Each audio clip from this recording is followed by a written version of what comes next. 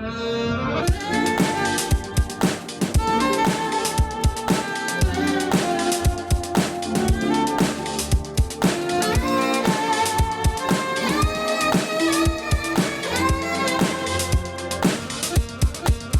decided to keep a journal.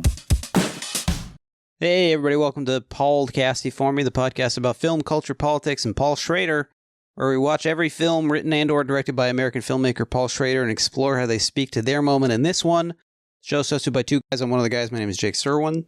I'm one of the guys. My name is Ian Ryan.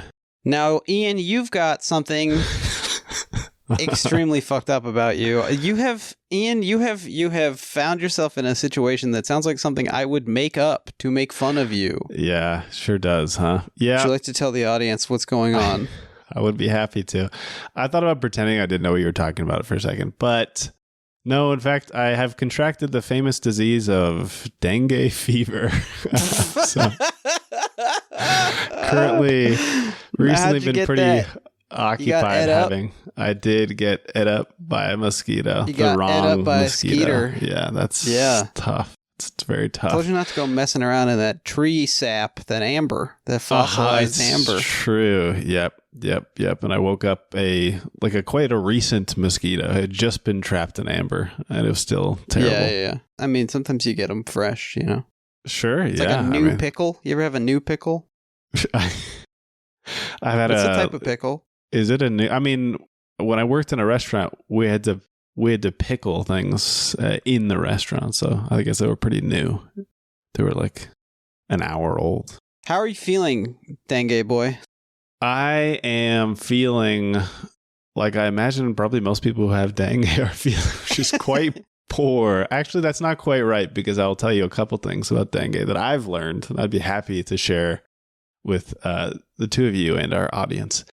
One, the first time you get dengue, you're usually not symptomatic. So what I've discovered is I've actually had dengue before, statistically speaking. Oh my God. This is my second time. And two, I would say it's quite bad. It's too many symptoms. I think this is the reason why people are not big on dengue. It would have a better reception if it didn't have so many features, so many different aspects to it. You got skin stuff, you got aches and pains of your whole body, your organs hurt. That's pretty low on the list of experiences that you want. Are you feeling new organs? I mean, not new. Are you feeling organs you had not before felt?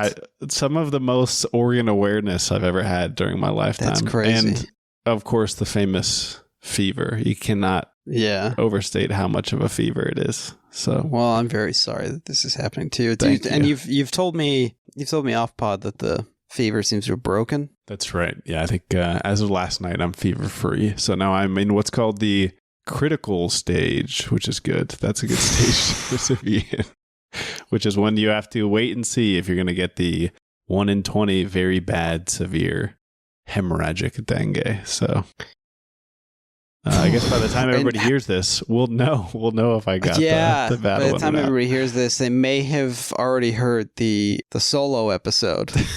That's right. Yeah, the big goodbye. Mm-hmm. We're all pulling for you, buddy. Thank you so much. Thoughts and prayers. Yep. No, I'm very sorry this happened to you, and I think I speak for everyone, including your girlfriend, when I say you are not meant to live in Mexico. Right. Well, I may not be meant to live, in which case I feel that I'm just battling on, and that's. I think the fellas in Lifehouse would have something to say about that. Yeah, that was a Lifehouse song, right? Meant to live. Yes, I think that's right. Yep. Okay. Well, it's interesting you should have this right as I come down with Bengay fever. Can't stop eating the stuff. It makes the tongue feel just wonderful. We're going to bring our guests in just a second, having tortured them with all this goof around bullshit. But first, very quickly, I want to say if you'd like to support the show, and God knows Ian needs it, you can subscribe to our Patreon, where for $5 a month, you'll get a bonus episode every other week covering Clint Eastwood movies from before Play Misty for Me, all kinds of Clint ephemera. Helps us keep this feed free, so please consider supporting us at patreon.com/podcasty4me. Enough of that old geezer. Time for a different old geezer to talk about. And joining us today, one of the co-hosts of the Pacino Pod, a very famous celebrity. Welcome to the show, Jane Altoids. Jane, how you doing? Hey, I'm good. So I had no idea that you are that sick, and I want to say I hope that your recovery is fast, and I'm sorry that you have to spend the 2 hours or so talking to me while you have dengue fever. I ran it by the poor sucker a few times. I said, "Do you want to push? Do you want to push?" And he said, "No, I'm good."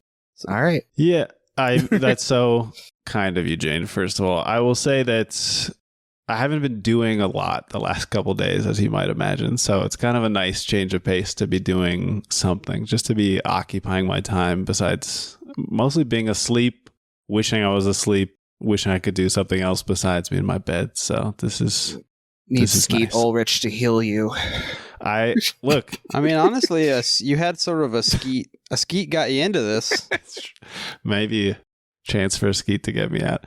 I mean, you are in a very tortured and persecuted and potentially freely bleeding state. So it's a good point. I wasn't thinking about myself as Skeet, but you also made the same observation as Jane, which is that this is probably when I'm most sympathetic to those who might seek out a faith healer. And I get you can really use. Yeah. I get why you might just try, and I would go to France and walk on my knees or whatever. That would I will not be laying on hands. I think that might be bad for me. No offense. Yeah. Also, you're far away. But if you were here, that's okay. Gloved hands, it probably doesn't work as well. I mean, it's not directly infectious, but if there was a mosquito that acted as a vector between us, then you'd be in trouble. So, isn't one of Sonic the Hedgehog's friends named Vector? One of the shitty Sonic guys. I don't remember that. Maybe a crocodile? Hold on a second. Whoa. Sonic has a friend that's a crocodile? The D-list tier of Sonic characters. Vector the crocodile. Vector the crocodile is wearing a gold chain necklace and some headphones, big on-ear headphones, and a big. It looks like it is a bracelet, but it looks like a belt. Just like a. Does he have a boombox too? Belt. Yeah, it does feel like it's one of those. Unfortunately, yeah. Not in this photograph, but Vector could easily be sporting a boombox. Sometimes Vector has gold sunglasses. Yeah, we'll get to Vector on another page. He sounds really cool. He's hot, I think. Oh. Now, we've got a lot to get to here. Let's jump right into our famous segment, the two questions. Now, this is a segment where we ask each other two questions in order to get to know each other and to postpone talking about the film. Jane, you're our guest. Were you able to come up with a question for us today? Yeah, I have a question. Since Dave Grohl did the score, favorite song that Dave Grohl was involved in? Ooh, Jake, you have one on top of your head? I was thinking about this. Okay. I was thinking about Dave Grohl. I mean, sure, yeah. I'm going to say, I don't know which Tenacious D songs he played drums on, but it's going to be one of those. Oh, wow, great answer. He was the devil in the film. Right, he was the devil in the film. Let me see here. Let me scroll. I'm scrolling right now. Okay. Musical projects. Play the guitar, the drums on. I don't even know what my favorite Tenacious D song is.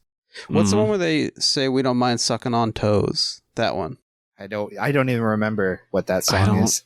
Remember that either. Yeah. It's like a breakdown where they start singing we don't mind sucking on toes. Well, so that's my favorite one. They're in the news today because they are, because Kyle Gass, it was his birthday on stage in Australia. And actually Tom Walker and Demi Lardner Instagrammed that they were at the Tenacious D show. So these are some podcasters that we listen to. But the famous, now infamous show.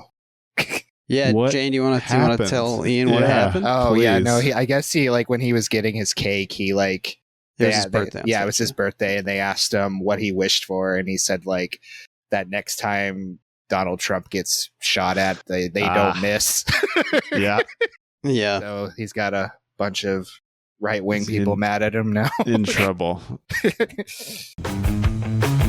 Editor's note, we recorded this episode before Jack Black threw Kyle Gass under the bus so he can keep playing Bowser or whatever. What a loser. I might be Double Team.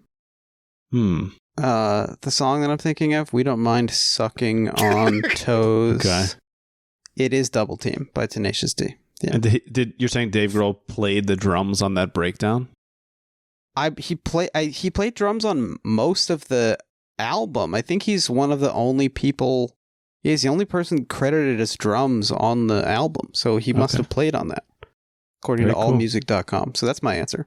Ian, what about you? Well, I will say I've been through several Nirvana liking stages of my life. First, I would say that I just my brothers were into them when I was a kid. They were into Offspring and all this type of stuff, and so it was cool Big Brother music.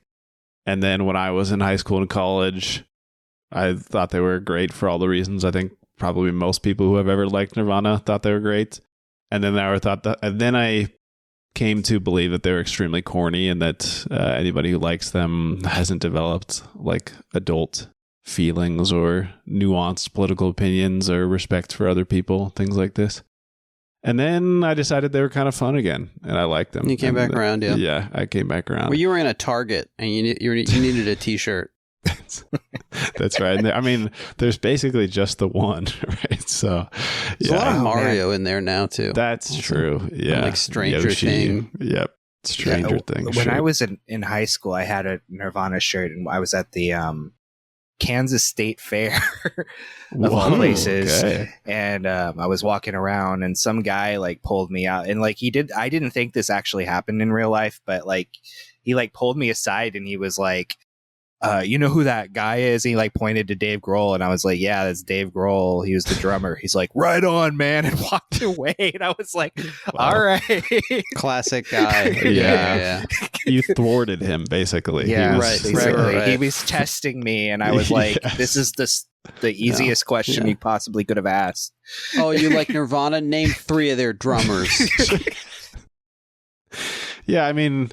Yeah. Look, I'm no music expert, but gotta be in the top 50 most recognizable living musicians, you think? Yeah, I mean, he's literally in every single documentary about any famous musician. I mean, of all time. VH1, MTV. He seems like he's a combination of like down and really nice to work with. Like you don't get in that many documentaries if you're like a pain in the ass, but also like you're right.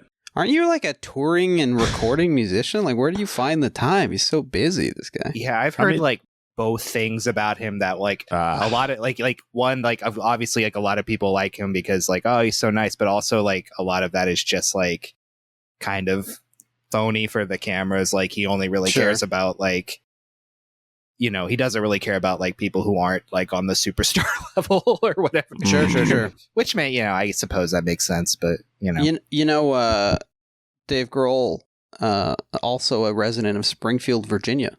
Whoa, your neighbor, same weird, your buddy, non-city in Virginia, a census-designated place in Virginia where I spent much of my childhood. Wow. And where you're strong. Achieved similar levels of success. Yes, yeah. Yeah. I was gonna say, I was like, you probably could, you know, Patreon exclusive, get Dave Grohl on the podcast. He loves doing interviews, apparently. So, hey Dave, we found an old amplifier that Iggy Pop looked at. Will you come talk to us about it? I mean, he must have a story. He'll say like, that amplifier that takes me back. I feel like he's also one of those guys who you get to be like, now, what you have to understand is that at the time, it's like that guy in the documentary. Oh, yeah. Did you ever see that Sound City documentary that he like helped? I did. That's basically about all that that film is. It's just like him going like, you have to understand. Yeah, this mixing board is like the most important mixing board that's ever been used. Right. There's a lot of sort of, I mean, honestly, there's a kind of a magical thinking involved in a lot of that kind of like gear fetishism. Mm-hmm. You know, that is, it's not totally out of the purview of our discussion of this film. Like that there's something inherently in this board that made Tom Petty's Damn the Torpedoes really, really something. And if you can just, you know, plug your shit into this same bunch of asbestos, I assume, maybe you too can sound like, Gold Dust Woman or And something like that. is maybe collective belief. At what point is that more the situation than something supernatural, right? Is if enough people share this understanding of like when they see this preamp that they get so excited that it's going to do something specific that it's fine. Yep. I mean, if they all anticipate it, then they all hear it, as it were. Yeah. Yeah. Jane, what about you? What's your favorite Dave Grohl joint? Yeah, it's hard because it's like I am a Foo Fighters defender, which is kind of exactly. I mean, it's hard to hate the Foo Fighters. The thing about the Foo Fighters is they're so unobjectionable, and every once in a while I'll hear a Foo Fighters song I haven't heard in a while and be like, it's actually pretty good. Like, just the construction of this is like, they're like good. It's like good power pop type, rock. And the only reason that I think people shit on them so much is they're literally like the only rock band left, I guess, at that level that exists anymore. Yeah. Right. Yep. Yeah. So it's like people are like, fuck the Foo Fighters, Dave Grohl, he's boring or whatever, which, I get, but they're fine. They've never made anything that's like horrible. So well, thank you for the question, Dave. I guess I never answered on the show. that. Oh yeah, you didn't. Yeah, it's all right. Neither did I. Yeah, what do you pick a song? I like Heart Shaped Box by Nirvana the best. Hey, there you go. Ian. Well, I mean, obviously, I can't say "Smells Like Teen Spirit" because of the mosquito in the song. Oh and shit! I can't pick "Drain and You" of your libido. That's right. That's right. Yeah, my pre-existing condition. So I guess I'll pick "Come As You Are." That's a good song. That's the one that I like. That's a great song. This reminds me, and it's relevant to our discussion today, to the character of Juvenile, of course. It's a more of a recent, like all-timer tweet, I think. Somebody tweeted, "I like Hole better than Nirvana," and it was quote tweeted with me leaving the monastery. So that's nice. Yeah. Actually, it's a nice segue. But pity we have to answer another question. Segue yet. Ian, do you have one? I've got one if you don't have one. I do have one, but you can go ahead. You can no, go. Please. Okay. I'll just ask mine during the show. That's the secret. Cool. That's one of the big secrets. If you guys had to pick a 90s nostalgia mall location, like to you, it's representative. I'm not trying to do Stranger Things, as you said, Jake, but if there's something, you'd be 10 years early. That's late. right. Yeah, you'd be 10. You'd be somebody off. would be 10 years early.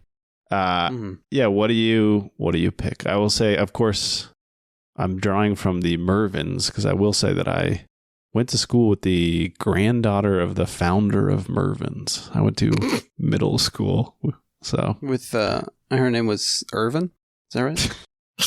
Yes. I gotta tell you, I have no idea what Mervyn's is, unfortunately. It's a department store. It's like a Marshalls or it's like a I think a lower on the cost spectrum, closer to a Marshalls or like a Kohl's or definitely. Do you guys have Hecht's? No, I don't know what that is. Me and Dave Grohl know about Hecht's from at least the Springfield, Virginia area. Yeah. Their tagline, their like advertising slogan was "Hecht's gonna give it to you."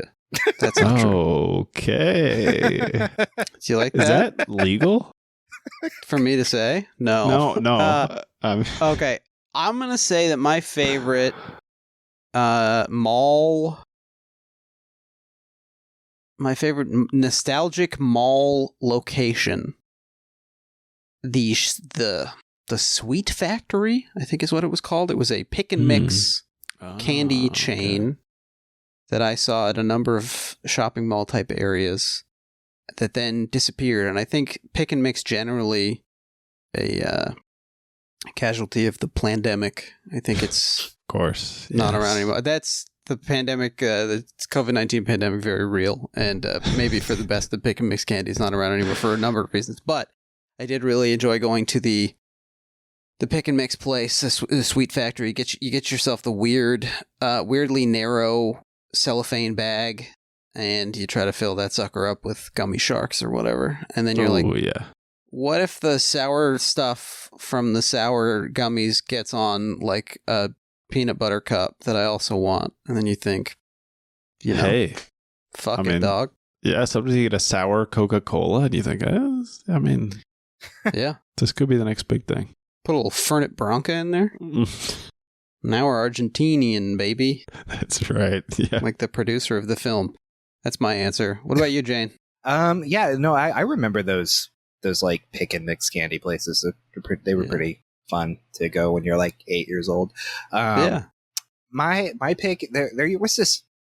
We had technically, I guess the mall is still open. I was from this like town called Hutchinson in Kansas. Famously the location of the Greg Araki film Mysterious Skin, if you've ever seen that. Oh, okay, yeah, so a very depressing location to grow up in. I can imagine. But there we had a mall. Ian's got some of that on him right now because of the dengue. Yes, yeah, correct. A lot of very mysterious skin. So the mall is technically still active, but it's like, I think it has like maybe 2 stores open. But they used to have this arcade. I think it was like called like Aladdin's Arcade or something. But I used to love going there, and like they had like Tekken Tag Tournament and stuff like that. You just go in there and play that for 2 hours. Gorgeous. Oh, speaking of malls and Tekken, I mentioned this to Ian off pod, but we haven't talked about it on the show. I show up at work the other day. I don't think we've talked about it. I show up at work the other day, and my coworker is wearing a T-shirt that says Mishima Tradition on it. And I was like, what the fuck is this? Do I have to be worried about this guy? I mean, I'm already worried about him for reasons that I probably shouldn't go into on the show. But anyway, I look it up, and apparently it's a Tekken thing. Yep. But like, that is the Mishima family dynasty. That's very right. scary, though. Sure. Yeah. Like, of all the words to come after Mishima, how about like Mishima Tekken? Maybe it would be a good thing to put on the shirt, just to clarify. You know, honestly, like at this point, probably more people know that surname from Tekken than they would the dead Absolutely. Fascist author. But yeah. But at the same time, seeing that shirt in the wild, especially if you just like had watched Mishima the film, would be very, very disconcerting to see. I feel. Yeah, you're gonna get into a battle stance, a Tekken style battle stance, just in case you don't know what's gonna happen. Oh, never mind. I was thinking of it was Soul Calibur, where if you bought it for the PS3, you got Darth Vader or something. Anyway, I was thinking about just being Darth Vader. Ian, what about you? What's your favorite mall thing that you said?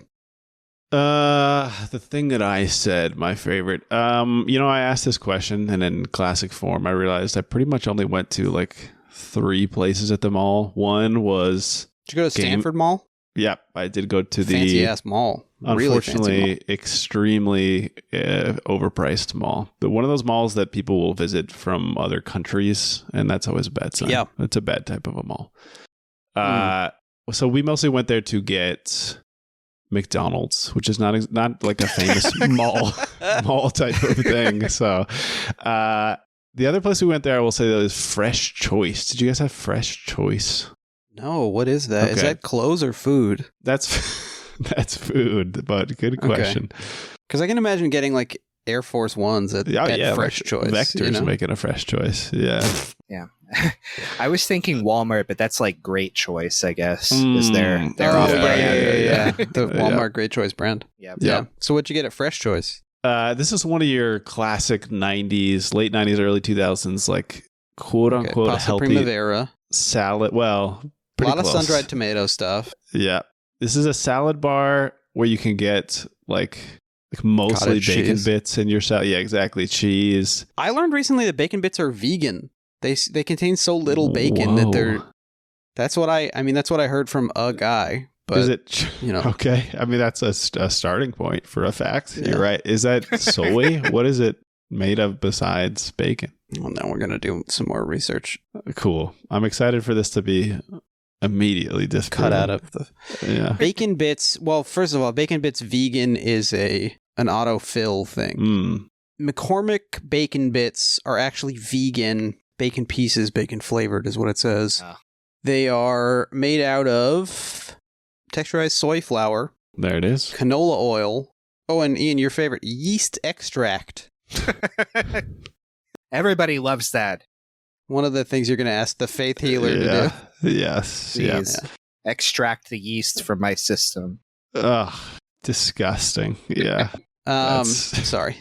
That's okay. Well, that's actually been a really nice too. Oh, I just really quickly, I did want to mention that at the Springfield Mall, where me and Dave Grohl probably went, which there was more than one shooting there during the time when I lived in Springfield. Sorry to hear this. And first they banned teens from visiting the mall in groups larger than 3. Oh God. And then, and then my mother also just banned us from going to the Springfield Mall. But Springfield Mall had one of the storefronts in the Springfield Mall was a DMV. In the mall. Yeah, I think cool? we had a DMV in our mall too. I'm pretty sure. Yeah, that's cool. It was like next to the Army recruiting office. Sure, yeah, ours had one of those too. Yeah, I walked by it was like a Marines. There was a Marine recruiting office and an Air Force recruiting office next to each other, and I wondered if they competed with each other. Yeah, are they mad? I think probably, yeah, right? Yeah, probably. Anyway, that's been the 2 questions. It's time to talk about the film Touch, directed by Paul Schrader. Let's do it. It's released February 14th, 1997, Valentine's Day. Wow, a year to the day, almost. Very close to a year to the day after City Hall, which is an Al Pacino film that, Jane, I assume you've seen. We did do an episode. I'm not a fan of that film. Okay, yeah. I want to get quick thoughts, capsule review of City Hall. My quick thoughts on City Hall is that John Cusack is doing a terrible Cajun accent.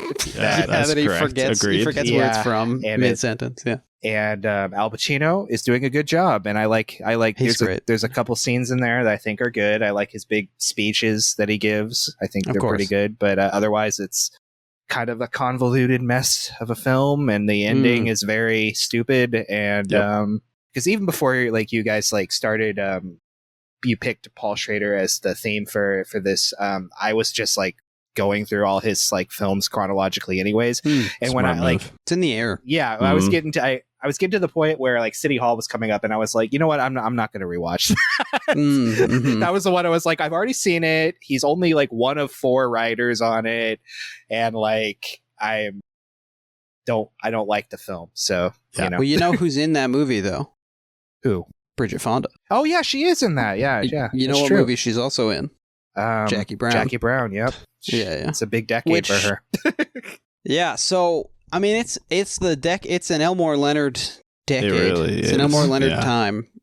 We're just living in it. And Schrader apparently wanted to adapt Rum Punch, which had come out in 1992, only to find that Quentin Tarantino had already snapped up the rights. And this is this is post Get Shorty, which was a critical and I believe commercial success. A great film in my opinion. Yeah, pretty good. I also agree. John Travolta had to be begged to do it because he has terrible taste in projects, apparently. Yeah, and exactly. every good film he's ever done, he basically had to be begged to do. Yeah. He said, I'm keeping an eye on this Fred Durst guy from Limp Bizkit. Yes. I think someday he's going to direct a movie. I was watching a video once on practical effects. Just, one of these, here's how they do this. Good and time. because whatever. And there was a sequence in it where they showed how they did a finger amputation effect in the movie The Fanatic, but with no, as if that was just a regular movie to pick from to put in your video. And I mean, I guess the effect looked pretty good, but it's just you're not going to address this in any way? You know what's funny about that film? And because Fred Durst has kind of gotten a little bit of a critical reappraisal the past few years. We love Fred Durst. We unironically love Limp Bizkit or whatever. He was in I Saw the TV Glow. He's very good in that. But that film has not gotten a reappraisal. No. nobody Yeah. Sometimes nobody people has just like gone know. back to that. Yeah. Right. Yeah. But anyway, Schrader wants to do Jackie Brown, or wants to do Rum Punch rather, and it's not available, and so he turns to the next obvious Elmore Leonard book, which is Touch, which was apparently written in 1977 but not released until 87, when he had acquired enough goodwill from his successful books that he could publish the weird one. Yep. It's So- interesting that you say this was like not his first choice, because this has like very I like Schrader themes all over Yeah. it. Totally agree, Jen. Yeah, I mean, it would be really weird for him to make Jackie I Brown. was gonna say in general, I would say it's a strange pairing. I'm surprised that he was even attracted to Leonard's work, but this is the only one that would make sense to me. Mhm. Well, I mean, genuinely, do you think it was weird for him to work with someone named Leonard after his falling out with his brother Leonard? I'm not kidding. Like, Probably. I mean, he probably called him Elmore. Is he Elmore. is he that weird about names that he like I don't wouldn't know. want to work with somebody even named after his brother? I don't know. I mean, he puts a lot of stock in his character names. That's true. true. That's a good point. Yeah. Elmore Leonard, of course, we've talked about on the show before because he wrote the screenplay to Joe Kidd. That's exactly right. Yeah, many years ago. And Elmore Leonard himself, a Michigander, like Paul Schrader, Yes. born in Yeah. New Orleans, but very quickly moved to Detroit with his family, I think, when he was like 10. A lot of and, Detroit novels in his oeuvre. In fact, he was when he was with the Seabees, the fuck are they? The construction battalions, the naval construction battalions. Okay. In World War II, he was given the nickname Dutch because there was a Detroit Tigers pitcher named Dutch Leonard. So there you go. All right. And guess what Paul Schrader is? He's a Dutch. Dutch Leonard almost. He's I mean, pretty he is, close I to think, being a literally Dutch Leonard. He's Yeah. related to a Dutch Leonard. That's there. He's you related go. to a That's Dutch it. Leonard. Yep. Exactly. And he's something of a tiger in the bedroom, from what I understand. It's probably not true. Maybe. I don't know. Yeah. That's the inspiration for cat people, I assume. Yeah, it's about him largely. Yeah, we forgot to think about that. Yeah. He is the panther. Right. Ian, would you like to give us a quick plot summary of the film Be Touch? happy to. I'll point out that this film transplants the action from in the novel. It is in Detroit, but Yes. in the film we are in Los Angeles. I believe Jackie Brown does the same thing, right? Isn't it? Doesn't he move it from Florida to? I've never LA read Rum or Punch. I something? can't. But a bunch of Elmer Leonard stuff is in South Florida, so that makes sense. Yeah. Get Shorty also. Okay, so we open on a couple abusive. Oh wait, I'm going to stop you right there. Cool. We actually open, at least on the very Oh, legally you're right. acquired file that I had. Sorry, we open on a couple, meaning LL Cool J. And, No, even okay. before that, What? we open on one of my favorite sounds to hear at the beginning of a film, which is the 90s era United Artists stinger. and I have it that's right here. true. Please.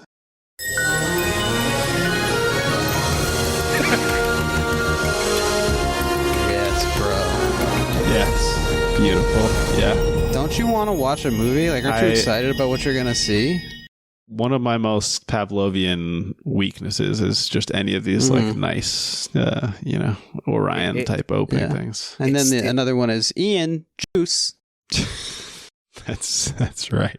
From when That's you when I used to make my little juice. Yeah. get your juice. For Yeah. those who are legally watching it on the Criterion channel, that is still a part of the opening of the film.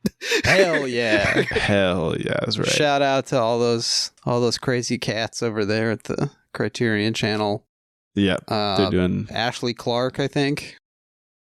He's like editor of Criterion Collection or whatever. Cool. And who else is involved? Probably like That closet. yeah, the closet's there. Yeah, great. Janusz Kaminski, obviously, because of Janusz films. Yeah. Yeah. Is that anything? Ian, what happens in the movie Touch? You're making me say that now. Actually, it starts even earlier with a sort of, I don't know, what do we call this guy? Jake's my font expert. So how do we refer to Yeah, this it's a opening real- credit font? Like a Johnny Rockets font. Exactly. I was going to say Elmore Leonard's work often has a kind of Tarantino adjacent, like 50s kitsch Yeah. fetishism. So it's a real dinery type of font. It's a kind of like a streamline or like arrow line or whatever the hell they call it. Like the kind of, it looks like the logo or the font on which a Pontiac's model That's type right. would be Exactly right. written. Yeah. So here's my Firebird or question whatever. about that. Yeah. Do you think Ooh. that font fits the film at all?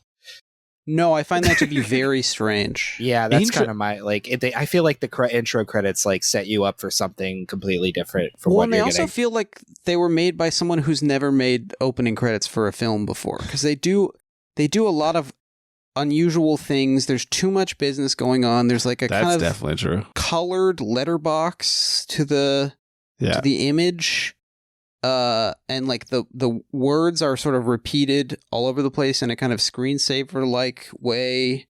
Like it'll say walking, walking, walking, Mhm. walking, Yeah. walking, or Yeah. whatever. Which And I kind of like that, but also I don't think it like fits the film at all. Like it's like you said, it has like it almost like feels like like a Tarantino like knockoff type opening. yeah, or it really. something. I mean, it reminds very. Jane, have you seen Witch Hunt?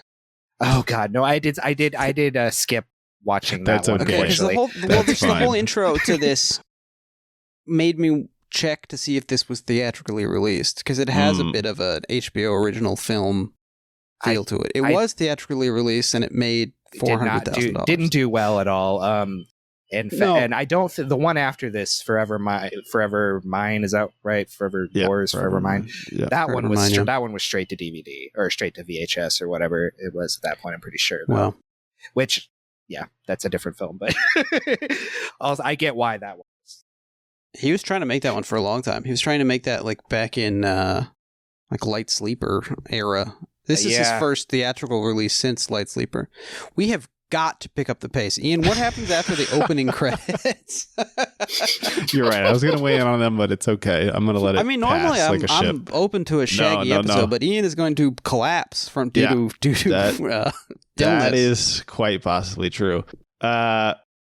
Okay, what happens is, we have to get into this just because I think it's an exciting moment, but there's a TV interview. LL Cool J gets mad. A couple watching it, Ladies alcoholic love Cool husband. Yeah. And hits his wife. Christopher Walken shows up. Seemingly, he's maybe been called or just coming to visit. He's kind of like a slick looking dude. And he comes to try to calm things down. Shortly after, Skeet He Ulrich seems to just shows like up. appear. Yeah.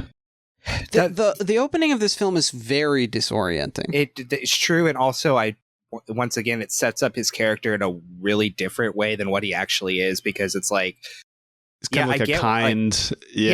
I get why he he shows was up like Michael Clayton or something. yeah, like I get why he was called like, oh, he was their preacher or something, but he was also like a con man preacher, Yes, and like yep. yeah. you never see any of that like, oh, I'm just checking on my like congregation aspect of him ever again in the film. Right. So he's it's not, like he's not calling in a sort of Like, he's community leader way. he's Yeah. only there just to set up the fact that that's the only way they can get him to see Juvenile do his thing. Like, yeah.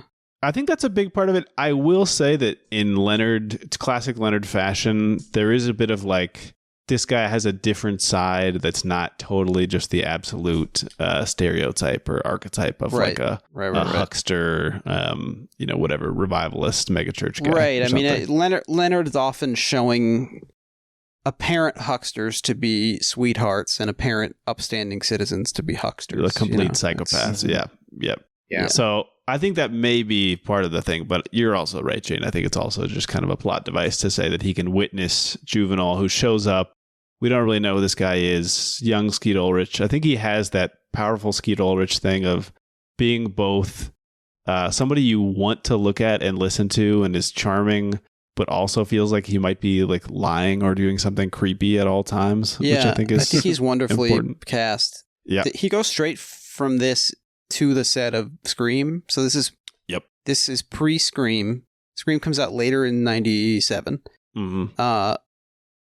But he's got, I was telling Jane before we started recording that as ever, my girlfriend pointed out that Skeet Ulrich should have had the career that Johnny Depp had. Because, they often were sort of, hey, look at this guy, he looks like the other guy. But Ulrich seems to be more of a sane person. But he's got he can really project, like, unpredictable.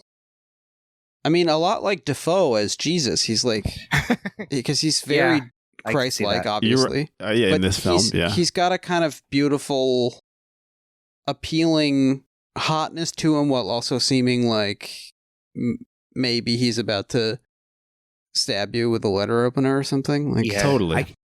I could kind of see if this had come out in the early 90s instead, he probably would have cast like Defoe in this role. Sure. Because I could see like Light Sleeper era Defoe doing Juvenile. Definitely. Mm-hmm. Definitely. Yeah, because there's a similar like grunge, but also beatific underpinning. Mm-hmm. Yeah. Yes. So this dude shows up. We don't know what his deal is. He's also maybe trying to help, and he knows the abusive husband from it's like an alcoholic recovery absurdist play. center. People are just screaming, and then new people are walking in the room. Yes. And what's going on? And there's little is this jokes. About Franco? That is the classic absurdist play question. Yeah. Yeah. And I mean, the thing is that, so then we don't see what Juvenile's doing. Walken's in there talking to the husbands, trying to calm him down, being kind of funny, walks out.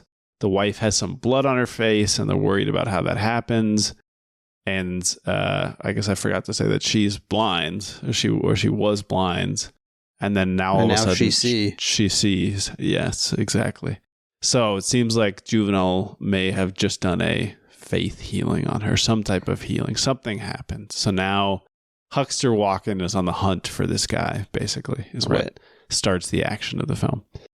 And but all the while, it sort of feels like you've missed what you were supposed to see. Like, it's sort of like I have dreams like this a lot of the time, where like things are happening at the periphery of my vision, but I'm unable to look directly at them. Yep. And I feel like that's what's happening in this. But I don't know if it's you're saying that it's unintentional or it doesn't work for you. I don't know. Okay. I don't know if it's intentional or not, but it's an unusual. Please, Jane. I was just gonna say, like, I totally get that, because when I first watched this, I don't think I really picked up that she was healed from her blindness until halfway through like Walken's obsession, and I was like, oh, okay. But then on second watch, I was like, oh yeah, it's very obvious. But like, it really, I do think like all of the noise and surrounding like stuff that's going on does kind of like obfuscate a little bit what just happened. Like, oh, she can see now. Does that mean that Juvenile healed her? Why does she have blood on her head? That wasn't from the throwing. It's just like there's a lot of things that are going on. So yeah. No, you're right. Nothing is given like much fanfare, or in a way that I would say I kind of like. Ultimately, I'm going to tip my hand and say I liked this film, despite I initially felt resistant because it's a classic Schrader reclamation film, and even though I know we kind of do that on the podcast sometimes, I didn't want to just jump on the bandwagon. The film has recently had a Blu-ray release, like a really swanky Blu-ray release from Cinematograph, which is an imprint of Vinegar Syndrome. It's kind of Vinegar Syndrome doing their Criterion thing, which had like, a new interview with Schrader, and they've restored the film, and there's an essay on there by a friend of the show, Bilge Ebiri, which I have not read because I have not purchased the Blu-ray. But we'd love to review it for the show if anybody is listening. Anyway, Jane, do you have the Blu-ray? No, I don't. Unfortunately, I only just realized that they were putting it out like a month ago. But when I first watched this, I only knew it, I didn't realize that this had been like, I guess, building up reclamation, because I watched this in January and I only knew of it as like, oh, this is one of the films that people say sucks from Schrader. And then I came away with it and I was like, I kind of get why people say that, but I also think like it's a lot better than the reviews were saying it was, like, especially like some, like, this is like Tom Arnold's best performance, like, period, in a film. Like, he's great. He's amazing. In Well, this. hold on. Because what about when he's coaching Austin Powers? That's right. Yeah. When he's saying, careful or you're going to blow out your O-ring. Well, that's true. I also haven't seen. Is it The Stupids? Is he in The Stupids? Oh yeah, that's kind Never of seen The Stupids. that's an underrated film. It's funnier than people say it is, but that's the one where he sings "I Am My Own Grandpa." Yeah, but this is a side of him that he doesn't really show in. He's really much giving films. it his all. Yeah. Yes. And my girlfriend, famous podcast girlfriend, absolutely despises Tom Arnold and was doing her best and still unable to, at certain points during the film when he appeared on screen, go. Just like, at least his character inspires those reactions too. Yes, so it's his like character it's is like repulsive. So yeah. Maybe the very first scene he's talking fully like 30 decibels louder than everybody else, and it's very funny to me. Right. So there's this guy, they're trying to hunt him down. They go to the Alcoholic Recovery Center. It's a Catholic place, and there's a priest who's maybe trying to hide juvenile. Anthony Zerbe, the mayor of Zion from the Matrix sequels. Exactly right. Who's also in True Crime? Yes. Wait. He's in a Clint Eastwood film. I think it's True Crime. Okay, that might be right. Yeah, I believe it's True Crime. Okay, I think that's right. Yeah, I think you're right. Is that film any good? Sorry, I should. It's good. It's on my watch list, so I was just curious. True Crime is a real hoot and a half. It's one of the best like pure entertainment like airport novel adaptation Clint films of the 90s. Yeah, cool. Recommend it. Yes, totally agree. So what Walken decides to do is because he can't make it in here, discover anything, he goes to recruit his ex-employee Bridget Fonda, who lives in this also kind of like just light enough that you're not sure it's a rockabilly apartment, but it's kind of so she was a baton twirler at his like mega church, his revival church in Georgia, where he had like the largest neon cross in the world or something. Yes. And she is now working as a rock music promoter, like a fixer, whatever. Yeah. And she lives adjacent to a golf course, I think. She does. Yes. Yeah. Okay. So he needs her to pretend to be an alcoholic so that she can get herself find juvenile. Yes. Yeah. And I will say at that scene, and this is like one of my gripes, I was expecting like that they were gonna like do a big setup with her, like, they like set it up. They're like, oh, drink these bottles. We're gonna do like a big like Bridget Fonda shows up trashed to the thing, and they just skip over it entirely. Right, and I was the kind of there's a setup for what you would think would be an obvious like comic set piece, and they just don't do it. And I was disappointed because I would have thought that would have been kind of funny to see, but it's fine. Not my film. It's that's fair. But you're right that the comic elements are kind of distributed interestingly, where Tom Arnold, who we again haven't described as being in the movie yet, but Christopher Walken, Paul Mazursky. We've described Tom Arnold as being in the movie. That's true. I guess we haven't. I know you've had a fever recently, but you said you were fine. Been majorly having a fever. I need you to step it up a little bit. Okay. Bridget Fonda, we should say, also in Jackie Brown. Yes. And in both films, I believe she initially appears on screen showing feet.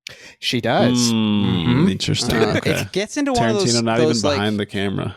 Right, exactly. It gets into one of those... He's in front of the camera sniffing the feet. It gets into the kind of a Margot Robbie situation where you're like, damn, Once Upon a Time in Hollywood's really showing off those stompers, But then Barbie comes out and you're like, wait a second, maybe this is Margot. Yeah. It's true, the one thing I did notice, and this is probably like I feel like this is like a running theme in Schrader's, is that he like frames Skeet Ulrich way more sexually than he does. Oh yeah, like it's easy. Like seems easy. Anyway. Like you could tell like, oh, this is the guy that he's more interested in showing off than her. So, which I think is kind of an interesting inverse. But she does show off feet right away. I think Skeet does too. But anyway, yeah. Do we see the Skeet feet? I don't remember that. Time to meet Skeet's feet. Okay, yeah. So Bridget infiltrates. She meets Juvenile. She immediately has this. I mean, because she's not quite on the slick level of Christopher Walken, but she's certainly kind of like a Los Angeles producer-y type person as far as we can tell. It's a real 90s character type, I think. Right. Yeah. But almost immediately upon meeting him, she is struck by how genuine he is. And sort of regardless of whether he has mythical or supernatural or Christ-like powers, what he does have is like an honest presence that cuts through. Incredible that he doesn't play an acoustic guitar in the film. It's true. Yes, yeah. And she witnesses him kind of like doing healing, doesn't quite see it, but also starts to believe just based on how cool he is, basically. And then from he's there... He's definitely bleeding on people. Right. He's bleeding on people, and they seem to like him, and she maybe knows stuff about her she doesn't know. He grabs her breast. He does grab her breast. He does. Winningly, which is an unusual move. Yeah. Yeah. Hey, I guess Skeet could pull it off, you know? If I look like that, I might be more inclined to try it, but I'm not going to do it. Yeah. As George H.W. Bush once said. Glad to hear this. I'm not going to do it. You're not going to claim to be a faith healer and start grabbing women's breasts for breast cancer. Well, at least not till October. Now, is that okay? It's glib, I guess. We're glib on the show sometimes. I was gonna ask my two question, and now is a good time. Okay. Yep. Have either of you ever had a puncture wound to the palm of your hand? No. You ever had a? I have not. I can say I have not. Not in that way. Or the back of the hand. Back of the coming hand, at it from the other angle. I have had no stigmata as far as I'm aware. I am not Now, Jesus. Ian, you've had at least astigmatism. Right? That's correct. You're right about that. Yeah. Come on. Just having fun here. I can bring to mind that classic phrase. Two different. It's like you're being hypnotized. To mind a serene beach. Well, that's actually a good segue to what I'm going to bring up. In 5th grade, we had one of those. Stabbed on the beach. Well, one of the times was on the beach. In 5th grade, there was one of those weird kids motivational speakers who comes to school, and he told us about the Tanaki monster, which is I can't backwards. Awful, terrible. What is this man doing with his time? Yeah. But while I was listening to this guy, I was playing with a mechanical pencil and putting it on my table and slamming my hand down, flipping it over and doing it again like this endlessly. And about halfway through his speech, I just fully stuck it through the webbing of my thumb and forefinger. Yeah. I just said, like, can I go to the bathroom? And the teacher was like, I mean, you should probably not go to the bathroom. You should go home. And that's the Naki monster. I guess. Well, no. It's the Enac monster, I guess. No, I think you're right. Whatever. And then the other time, classic Boy Scout story of being on a beach, playing with a lighter I found in the sand, one of those sort of like torch lighters for cigars or whatever, and then just forgetting that it would be hot at the end of it and grabbing the end of it and just burning a big circle in the middle of my palm. So nice. Those are my two stigmata stories. How about you? Well, I used to have a freckle at the base of this palm, and then I was goofing around with my friend Bob in his backyard, and I tripped and put my hands out to catch myself, and there was a tree stump, and that was the end of the freckle. Oof. It was like a very light abrasion. I mean, it hurt. Like, I wouldn't want it to happen again, but I was surprised by how shallow a wound will just permanently remove. Reshape you. Yeah. I did remember there was like the closest thing is a couple years ago, I was walking home and there was a woman who was holding her dogs, and I think they were pit bulls. They were very big dogs, but she wasn't holding them very well. And I stupidly decided, I'll just walk across. That'll be fine. And like they ran off while I was in the middle of the street, and one of them like jumped up and knocked me over, and my hands like went down onto the ground. So I had like my palms were bleeding in the way of a stigmata. So I guess that's probably the closest I felt like Jesus, I guess. Yeah. And then of course there was.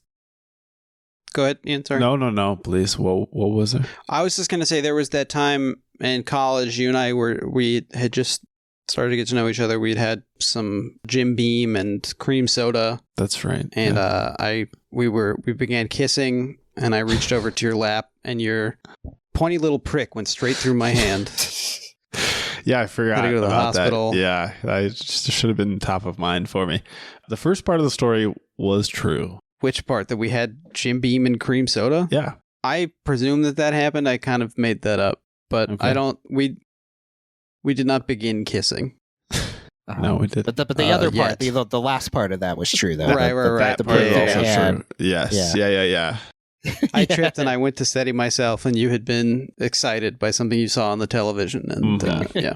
That's No, right. actually, Christmas Eve, like 2004 or something. My sister's like specialty was guacamole. So whenever there was a big event, my sister would make guacamole, and everyone would help.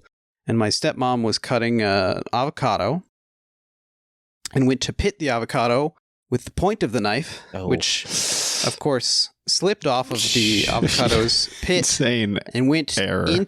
through her hand. Whoa. Okay. And so then we went.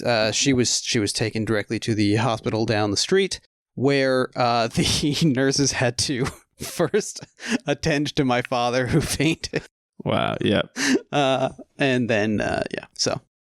And, Okay. So, some stigmata runs in the family. I guess so. Yeah. So she's with Juvenile, who's wearing the longest, narrowest T-shirt of all time. Oh wait, no, is that Bridget Fonda who's wearing that? Somebody has like a T-shirt like a sausage casing on them when they're in the I rehab. think that's Bridget house. Fonda. Yeah, but I can't. It's a say very for sure. strange cut of Yes. shirt. I mean, we got a lot of 90s shirt cuts, but some surprisingly get that at skinny Fresh Choice. jeans. And that's right. Yeah. I actually think it looks pretty cool. Anyway, we'll do the fast forward version so we can get into the rich discussion here, the meat. So anyway, they chase each other around. People discover Juvenile. What's up with Tom Arnold? Yes. So the other big element is one of his biggest fans who already knows about him by reputation is Tom Arnold, who is the leader of a group called Outrage, which stands for Organization Unifying Traditional Rights as God Expects, which is They would terrific. be huge on Twitter right now. Like, Yeah. he'd have such a big following. Yeah, Tradcast. Well, he's- yeah. Yeah. exactly. He's got his own uniform, much like Yes. Mishima. He's got his own little That's exactly right. fatigues. And this is why I love his character so much, because like 9 times out of 10 he would be the protagonist in a Paul Schrader film, Yeah. but here he's just like the guy on the outskirts who like Right. is, just kind of like ranting and raving and doing his like lunatic stuff, and it's like Yeah. just that like we don't ever get into his head because like he just it's all on the surface. Oh, it occurs to me, Jane, that August Murray's little underling, played by Breckin Meyer, Of course. he played the son or stepson of Al Pacino in The Insider. And Oh, they he have did, like didn't he? They have a weird intimate scene where they're like lying on a bed together. They're both like clothed or whatever, but it's like the way that like a little boy will like Yeah. lay at the foot of his parents' bed reading a book or something, but it's Breckin Meyer and he's like 25. yeah. I forgot about so- that. Just a little Pacino tip. Oh, we've skipped over in the introduction of Tom Arnold's character where he's representing himself in court. We got which is exactly another the kind of returning actor. This was fucking insane. I also thought, I was so excited. A man whose voice is so pleasant to listen to, I gotta say. Yeah, well, it is sort of, I think, a caricature of it's like bordering on Tommy Chong impression or something. Like it's anyway. We've got Don Novello. Don Novello, not exactly as Father Guido Sarducci. He is playing Father Navaroli in this, which is I can't backwards. And but he's just doing exactly the same shtick that he does in the film Casper that we talked about back in the Clint Eastwood days. And he is just like incidentally playing his. It'd be like if like Bill Murray's Lounge Singer was in a bunch of movies just unrelated to one another. Well, I don't know if that's quite, because this is by far the biggest thing Don Novello ever did, right? I mean, Touch. It's the biggest film he's ever done. Well, that would much be bigger than Casper. That's probably not even true, right? How much money Have you seen Touch: A Spirited Beginning? Have you seen Touch and Wendy? Unfortunately, well, the first one worked really well. The second one worked actually pretty well also. Just set in the town in Brazil, which it turns out is largely a German enclave, scary. Which is it's a weird town to pick. Okay, well we haven't gotten to this town yet. Anyway. Yeah, we haven't gotten to the diarrhea priest yet. Okay, so yes, he leads this group, Outrage, also called, what is their other name? The Grey Guards of the Holy Ghost or something? What is it? Mm-hmm. I forget it. Doesn't the Grey matter. Gardens of the Holy Ghost, yeah. That's right. So anyway, he's a big fan of Juvenal. He knows that he was a monk in Brazil for 6 or 7 years, and then he left the order. And he just brought the priest up from Brazil to be able to sort of like... better than Nirvana. Yes, is exactly right. He's brought this priest up to try to like goad Juvenal into going to a service and maybe doing a faith healing in front of people to bring attention to traditional Catholic worship and traditional Catholic lifestyle, basically. Yes. I mean, it's, I think Jane's right in saying that the Tom Arnold character is the taxi driver, the extreme protagonist who has views that he's trying to foist on the world and maybe has no sense of things outside of his own mind. But it's also a little bit surprising whether or not Schrader believes these things. But as a foil, he makes an argument for a type of Christianity that we haven't really seen in any Schrader films, which is like a type of Christianity that's divorced from any of the institutions of the church and maybe interested in sort of like the kindness and being forgiven and this type of thing. So yeah, he talks. There's a fairly in-depth spread in Touch. No, sorry, it's not in Touch magazine. I need to be euthanized. It's in Cinefantastique magazine. Yes, this is a nice read. 1997.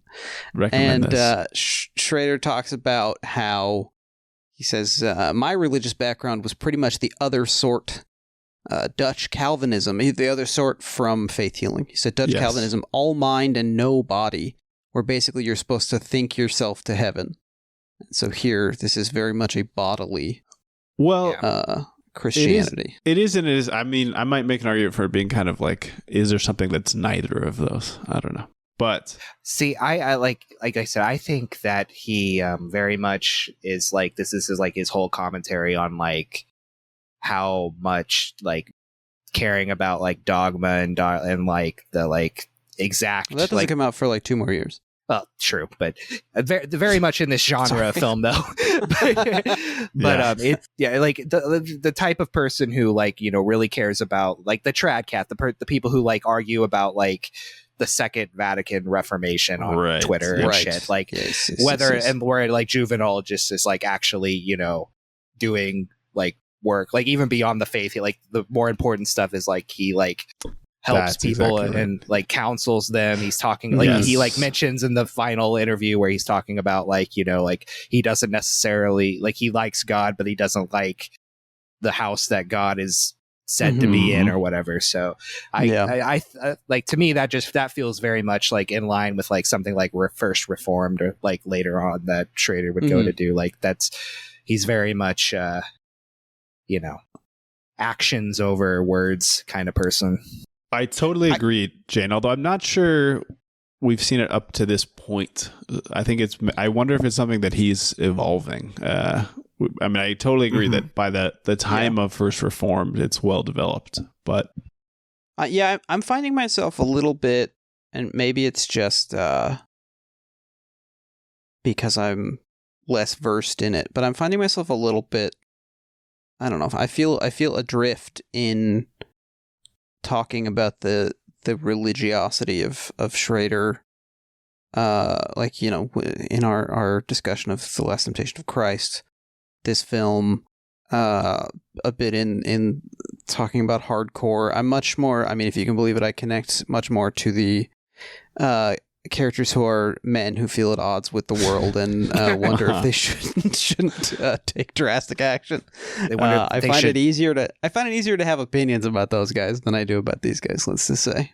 See, that's so interesting, because this side of like the like more spirituality side of Schrader is the stuff that I've I like Last Temptation of Christ is like one of my favorite films of all time. Like, I like it quite a bit. I think I like First Reformed the best of these because it obviously combines those two wolves the most. He makes the argument for a like more human Jesus basically in his films, which I like. That speaks to me, I guess. Yeah. Yeah. I mean, to like you're saying, to bridge the gap a little bit, Jake, I don't know that they're totally separate concerns. Just, I think Paul grew up in an atmosphere and a background where if you are trying to make sense of yourself as a man lost in the world, then that's one of the main ways that you can do it, is through this. Talk your way out of it through scripture and scriptural interpretations. Yeah, and people who are hypocrites about it. Conclaves and right. Yeah, exactly. And in this film, with Tom Arnold basically being that said man of action, while also being the like real dogmatic guy, it feels like he's almost like parodying his own like archetype of character. Like he's like, okay, this is what this type of guy actually can and often does look like, like he's like imagining in his head that he's going to go and murder Juvenile's girlfriend, and Juvenile's going to look up like so happy that he did this, Right. You freed me. Yeah. I mean, his Juvenile is sort of his Iris, his Jodie Foster. That's exactly character. Right. Yeah. He's on his own searcher's journey that no one else in the movie cares about. Yeah, no, exactly. Yeah, it's great. That's interesting. Yeah. Yes. All right. So to wrap up briefly, Walken makes a bunch of deals to get Juvenile a book written by Janine Garofalo, and he's going to go on this. Who's also in Dogma, by the way. There you go. I mean, we got a real 90s cast here. No, I like literally like the first like my Letterboxd review for this when I first watched it was like, this is like literally the most 90s film you could There's possibly. so many people in this. Yeah. Right. Roland Jones. Yeah. Gina Gershon. I mean, this is. Richard Schiff back from City Hall. Yep. Right down to LL Cool J cameoing and Dave Grohl doing the score. It's like, it's literally like, it's like if you just parody like a 90s film, that's it right there. Yes. Yeah. Where's the freaking slap bracelets? Right. Tell him. What else might be in there? Goofy's son Max. Max Goof. Yeah, they should have had the cartoon Max be the kid that's getting healed from cancer. Exactly. That could have been really good. Or he could bring back Goofy's dead wife. Remember how Goofy's wife has died? Yes. Yeah. One more 90s thing to round it out. Linda Tripp. Yep. Linda Tripp could be in the film. She's going to come up later, actually. Oh, wow. Okay. In my notes, sort of. All right. Okay, so he agrees to all this, and he and Bridget Fonda have fallen in love. Their relationship sort of... Bridget Fonda, Skeet Fonda Bridget as well. That's right. Both of them, Skeet, both of them are happy. They're walking around naked, making popcorn. Yeah, that's why like when they show his ass, like that's when I was like, oh yeah, Yeah. this is what Schrader cares about. He's Right. like, And then she's nude in an apron, which I would be for the record if I had been able to find my apron. But I don't know where it is Would have right been now. so brave. Not really. I mean, I would have been showing off my shoulders, I guess. That's true. Yeah. You have wonderful shoulders. Thank you. No. From now on, we're going to record fully standing and with the camera at a distance where you can see our entire bodies. Everybody knows what's happening all the time. Yeah. Great. And Smart. no arm movement. Yeah. The most respectful thing you can do is make everybody show their bodies all the time. Smart. That's what Okay. Paul thinks, yeah. So they've fallen in love and they're kind of on like a true romance / Badlands / I guess like Bonnie and Clyde 9.5 thing where weeks. it's like them against the world and they're Wait, gonna but they're not like doing crime. no, but they're like they're saying like they're gonna run away and they run off to spend a night at the hotel, but then Juvenile says And- like it's okay, yeah. I'll go back, I'm gonna fulfill my obligation to go on TV. What? I've been to Buffalo Bills, that Whoa. casino, which is, well, it's between LA and Vegas. When you drive from LA to Vegas, it Boy, is. does it look It's like just it. over state line. So it's Okay. like if you're such a gambling addict that you can't wait Yeah. any longer, you've crossed into Yes. Nevada. So there's Buffalo Bills on the right, and then I want to say Rotten Robbie's, but isn't that a Bay Area gas station? I believe It's like- so. Yeah. That's It's Rotten something. okay. But Buffalo Bills has that roller coaster. It was not running when I was there with a friend of the show, Jeremy Allison, last year Okay. on our Vegas trip. But we did go in there. They do have the Bonnie and Clyde car for some See? reason. So I guess and I'm right. the original from Whoa. the film.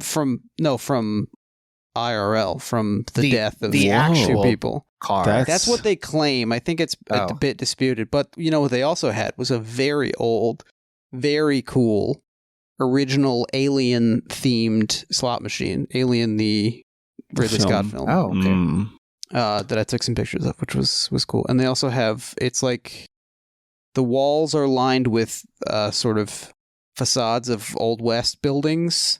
Okay. And they have mannequins dressed up as different Old West stuff, just like sort of listlessly standing on the balconies and things So like you this. two can Wow. reenact High Plains Drifter if Yeah. you would like. Yeah, I shot That's shot right. my gun at a bunch of the mannequins, and then I was asked to leave. But it's Nevada, so they just they escort Sad. you out. They don't. We get it. It's okay. We understand. Yeah, no, me too. But like, Yeah. Outside. move it, mosey. Yep. So they head back. Like we were hinting at, Tom Arnold has decided that Bridget Fonda is like a corrupting influence on Jezebel. Juvenile. Exactly. He seems to hate women generally. And so he goes to her apartment, anticipating that they're going to be there. He's planning to kill her. And Juvenile steps in and stops him and accidentally pushes him over a balcony and There's has the maybe American killed. Gigolo ending. That's right. Exactly. Except Except much it's a lower comedy. balcony. It's a comedy, Yes. yeah. Yeah. Yeah. So he doesn't die. He just gets put into a hilarious full body cast. Yes. Correct. Yes. That's why I And was thinking like this film almost feels like Schrader just parodying himself. Like he's it's just like true. taking his like Right. bits and pieces and being like, oh, let's do this, but like do it Right. stupidly or whatever. It's like don't be a menace, but just for his own filmography. Yes. Yeah. Be kind of funny. We should write that. It's a Patreon episode. All right. We're gonna break the story. Yes, exactly. Yep. Get Yep. Dan Harmon in here. Absolutely not. So My fridge can't accommodate that much vodka. that's right. Anyway, we're so close. So he goes back, and after this all happens with Tom Arnold, he's going to go on this talk show with Gina Gershon's character, and he has not long Deborah before this. Luzanne. Yes, that's right. Lost his ability to faith heal, but not seemingly because he was actually corrupted by Bridget Fonda's character, but rather because he tested God, is his understanding or his guess. This Go comes ahead, back to the other point of where like I mostly like this film, but like that, like him going up to a guy with like, I guess, Parkinson's or something, putting his hand on him, going back to the bathroom, cutting himself, putting his hands on him, leaving his blood, and that guy does nothing. Like, I know he has like Parkinson's, but like he doesn't say anything. He doesn't like. He's like, why are you putting your bloody hands on my forehead? Yeah, I'm not an expert in Parkinson's, but I don't think it precludes you from saying, "What the fuck, man?" Yeah, I know. Like that's like the one I was just kind of like, all right, but otherwise, that like strained my ability to believe in the story a little bit. But that's a problem when it comes to faith healing. It's true. I mean, it challenges tonally because it's not like most of these other Elmore Leonard adaptations we talked about that are do all the Leonard sort of like arch high comedy stuff. It's also not doing like Schrader dark stuff, which some of the reviews at the time seemed to be trying to find like darkness in it. And I think it wasn't entirely poorly reviewed. There were a number of people in like major publications who were on its wavelength, which I was surprised to find. I think it's nice, but yeah, it's more like, I don't know, it's got to me a little bit of a like a Linklater in this era, or like a Jarmusch, where you're sort of like wandering around and you're not entirely sure sometimes if somebody's being made fun of, or it's just kind of like a genuine observation. And sometimes people act like humans, and then Jane, you're right, sometimes people don't act like humans. And and the thing is, it's like, I don't like, to me it's like, oh, like there are a lot of moments where where you could really tell, like, oh, the kid's wearing like a Juvenile Touched Me shirt, like, haha, like, I totally like, I get like the humor. But then there's things like that which is played 100% super serious, like Juvenile's crisis of faith moment, but it's one of the most ridiculous parts of the whole movie. Yeah, and this is a movie that contains a diarrhea priest who Ian skipped over cruelly. I mean, I skipped over a lot. We'll get into the details. I also didn't talk about Paul Mazursky's character at all. But just to finish it up, they go to the talk show. Juvenile's on there. He's being classically cool, even though Gina Gershon's trying to like gotcha him about a bunch of stuff in his book deal. And are you a faker? Are you being taken advantage of? She's taking all these different tactics, but he gives his big speech that Jane referenced, where he said, like, look, the thing that I care about is the version of religion, the version of Christ where, you're saying, be kind to one another, forgive, look for the best in people, not to judge others, et cetera, et cetera. And at this point, she brings out Tom Arnold and says, like, oh, you're so into forgiveness. Why'd you push this guy off a balcony? And Skeet Ultra Rich. That's right. Walks over to Tom Arnold's character and says, like, I forget what the exact line is. You're still an asshole or something, or he says you're full of shit. Still, he says, I'm sorry I did this to you, but you're still full of shit. Very good. Yes, which I liked, and is maybe to me demonstrative of the tone it's trying to strike, which is like joking, but also trying to find something observational. And he touches Tom Arnold's character and heals him in a particularly ridiculous breaking out of a full body cast. He breaks out of the cast like in, was it Furious 6 where The Rock does that? He just flexes his way out of an arm cast. And then he's wearing like a 1920s bathing costume or something underneath. It's very strange. And then Juvenile leaves with Bridget Fonda's character and they drive off, and that's the end of the film. To the sunset. Yes. Yeah, it's like at the end of Grease. They're dead. The car they drive into the sky at the end of Grease. Mm-hmm. Yeah, because they've died. Yeah. So that's the film Touch. Yes. Now, I mean, Jane, I would love to hear kind of what to you is the film saying, or what is the film's greatest success in your eyes that has brought you to the point of Touch defender. Touch enthusiast, defender of touch.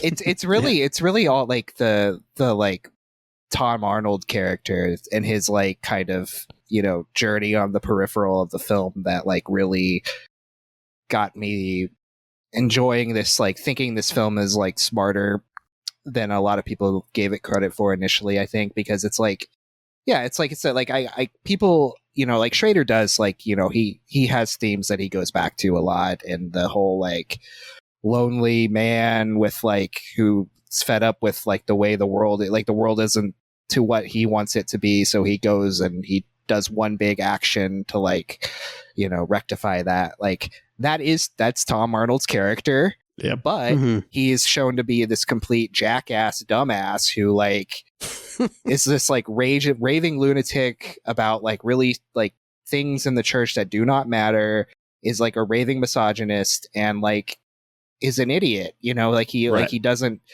but yet he is the guy who does that. He has the traditional like Schrader protagonist like trajectory where Juvenile doesn't really do much. Like Juvenile doesn't really change at all. Like, you know, he like falls in love, but he really is just kind of the same person through the whole film. Like he's that like, you know, like kind of low key, like, I don't really know why I've been given this gift, but you know, I just want to be a good person. I don't really want to, you know, exploit this.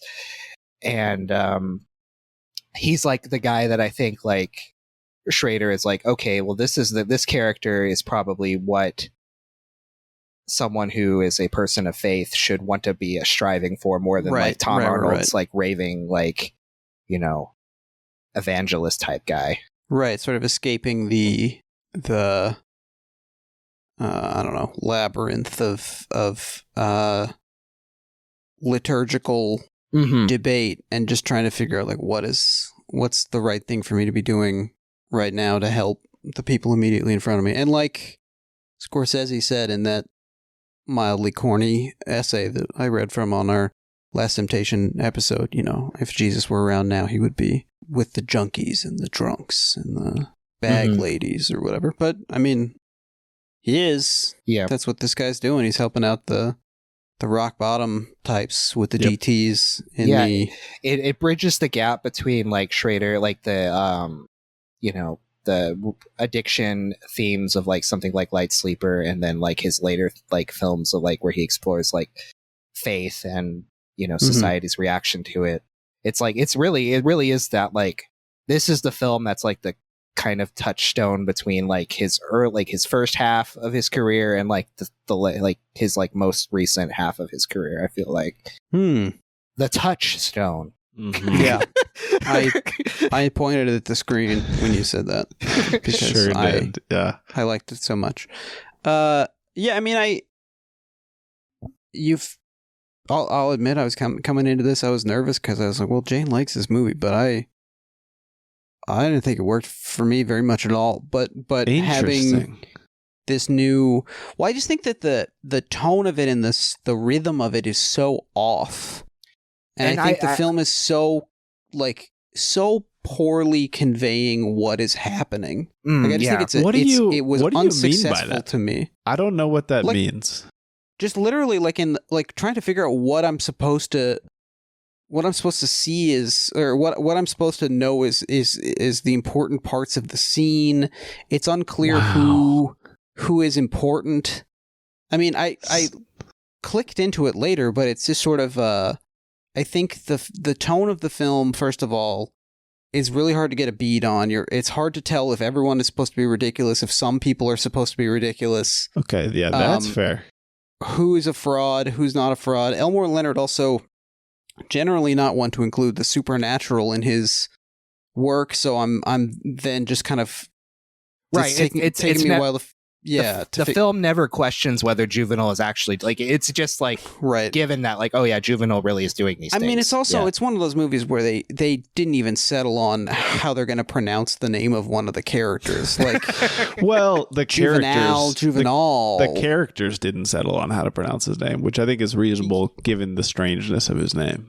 Yeah, but I guess somebody could maybe point this out, and then like, you know, somebody might say to Walken's character, "Wait, how do you say it?" You know, if it's gonna be a problem among the characters, it's also it's like the name of a Roman satirist, and then like a number of saints. True. Yeah. It's just sort of Please go ahead. The thing that I like, the one the criticism when I was like looking through like the Letterboxd reviews of this, and someone had a criticism that like I wish this wasn't edited like a sitcom, and I was like, you know, it kind of is, and I do think that does It's very day lit as well. Like I think the colors look very nice in this film, though. I will say, like that when I was like on my watch, I was like, oh, I like how all of the colors in this film kind of like pop in a certain way. And it like, well, what's crazy? It was shot by Edward Lockman, who shot Light Sleeper. Yes. And City Hall and like Desperately Seeking Susan, True Stories, like really incredible looking movies. And I think maybe they just like, they made some decisions here that I don't think worked that much for me. It just feels very like interesting, flat. I think it looks similar to me. The way that like autofocus is shot, I think they're shot very similarly. Yeah, but people love autofocus, so I don't really know what the difference in these two films in that regard would be. But I think it is flat, but I was going to use that as a positive descriptor here because I think it creates this sort of like neutrality to everything where, I mean, the film it has a guy who can faith heal people and you're not supposed to be belaboring that point, right? It's about everything else around the film, and the guy doesn't even necessarily try to find that much deep meaning.